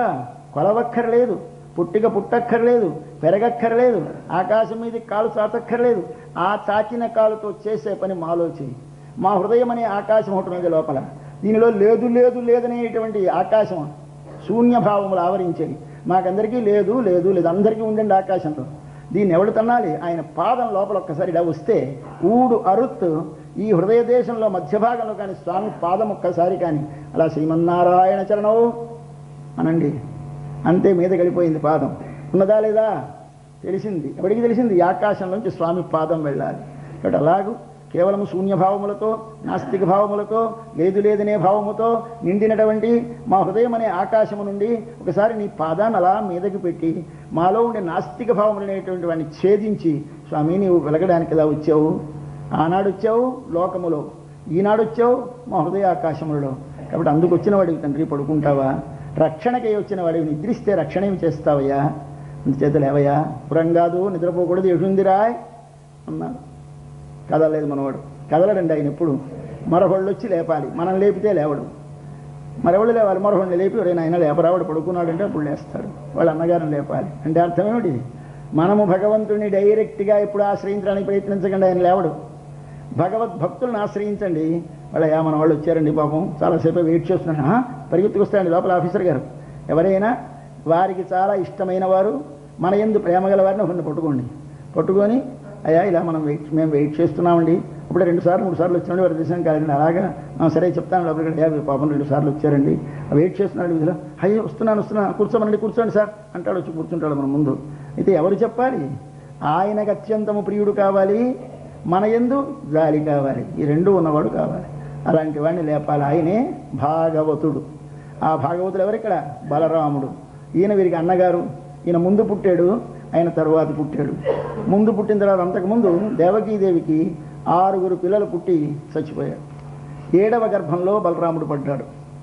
ఈ గర్భం కూడా పుడితే వీడు కాస్త చంపేస్తాడు కంసుడని గర్భస్రావం అయిపోయింది. గర్భం స్రవించిపోతే సరే అప్పుడు దాన్ని వెంటనే ఆ పిల్లని 7వ నెలలో ఎప్పుడో పుట్టేస్తే ఇంకా నెలలు రాలేదని ధైర్యంగా ఉన్నాడు కంసుడు. పుట్టేసాడు 7వ నెలలో మనవాడు. తిన్నగా తీసుకెళ్ళిపోయినాడు. అక్కడ రోహిణి అని ఒక ఆవిడ ఉన్నది. ఆ రోహిణి గర్భంలో చేర్చేశారు. ఇంకా నెలల నిండక ముందు తీసి ఈ గర్భంలో తీసి ఆ గర్భంలో పిండాన్ని పెట్టేశాడు. ఆ భగవంతుడి యొక్క నిర్ణయం చేత చేసేసరికల్లా అక్కడ పెరిగాడు, అక్కడ పుట్టాడు. ఆ రోహిణి కూడా మన వసుదేవుడి భార్యే. ఈవిడ అక్కడ పెరుగుతోంది రేపల్లెలో, ఇక్కడ పెరుగుతోంది దేవకి రోహిణి. వీటికి అర్థాలు రేపు చెప్పుకుందానండి, వాళ్ళు అవదు. అందుచేత ఆ రోహిణి దగ్గర పెరిగాడు ఈయన బలదేవుడు. ఈయన ముందు పుట్టక దాకా అందరి పిల్లలు చచ్చిపోయినారు ఈవిడికి దేవకి. ఈయన పుట్టిన తర్వాత పిల్లడు 8వ పిల్లడు బతికాడు. మనం ఏమిటి చేస్తాం? పుట్టిన పిల్లలంతా చచ్చిపోతూ ఉంటే ఆఖరి పిల్లడికి పేర్లు చూడండి మార్చేస్తున్నారు. తౌడు, ఏదో దూది, పత్తి ఇలాంటి పేర్లు పెడతారు. ఎందుకని మంచి పేరు పెడితే పిల్లలంతా చచ్చిపోయినారు కనుక ఏదో పనికిమాలిన పేరు పెట్టి పిలుచుకుంటే వీడు బతుకుతాడని అలాంటి పేర్లు పెడతారు. అలాగానే ఈయనకి వీడు పుట్టాడు కనుక నా తర్వాత పిల్లడు బతికాడని ప్రేమతో ఒక బంగారంతో కడియం చేయించి ఆయన పాదానికి వేసింది వాళ్ళ అమ్మగారు. ఇక్కడ ఆయన కనుక ఏకస్థానము బలదేవుడు. ఏమిటా విజ్ఞానం? ఇందాక మనవి చేశానే, మొట్టమొదట భగవంతుని కొరకే, భగవంతునికి అధీనుడనై ప్రవర్తించేవాడను నేను, ఉన్నవాడను నేననే జ్ఞానము నీలో కలిగితే నీకు విజ్ఞానం కలిగినట్టు లెక్క. ఈ విజ్ఞానం ఎప్పుడు కలిగితే నీకు పరిపూర్ణమైన జ్ఞానం కలిగిందని అర్థం చేసుకో. ఆ విజ్ఞానం ఎవడికుంది? ఈయనకుంది. ఎవరికి? మన బలరాముడు. ఎలా తెలిసింది? ఈయన పూర్వజన్మలో శేషుడు, అనంతుడు అంటారు ఆయన్ని. ఆయనకి వాళ్ళ అమ్మా నాన్న పేరు పెట్టారు అనంతుడని. కానీ ఆయన కొన్ని పనులు చేయడం చేత ఆయనకి శేషుడని పేరు వచ్చేసింది. తర్వాత ఈ పెట్టిన పేరు మిగిలిపోయింది, తల్లిదండ్రులు పెట్టిన పేరు పోయింది. కాబట్టి ఇంక శేషుడు అంటే మనకి బాగా తెలుస్తుంది, అనంతుడు అంటే తెలియదు. కానీ అనంతుడన్నా శేషుడన్నా ఒకడే. అసలు పేరు అనంతుడు, వచ్చిన పేరు శేషుడు. కాబట్టి కొందరికి ప్రొఫెసర్ గారు ఉన్నారా అండి అంటే ప్రొఫెసర్ గారు ఉన్నారండి. వారి పేరు పెట్టి చెప్తే తెలియదు. అయ్యా విధులో ప్రొఫెసర్ గారు ఇల్లేదండి చెప్పేస్తారు. ఆయన పేరు చెప్తే మాకు తెలియదండి అంటారు. అంటే ఇది వచ్చిన పేరు, అది పుట్టిన పేరు. పుట్టిన పేరు మరిచిపోయి వచ్చిన పేరు ఎలా ఉండిపోతుందో అలాగే మన బలరాముడికి అసలు పేరు అనంతుడు పోయింది, వచ్చిన పేరు శేషుడు వచ్చింది. ఏమిటి శేషుడు? అన్నీ స్వామి కొరకే అని ఎరిగినవాడు శేషుడు.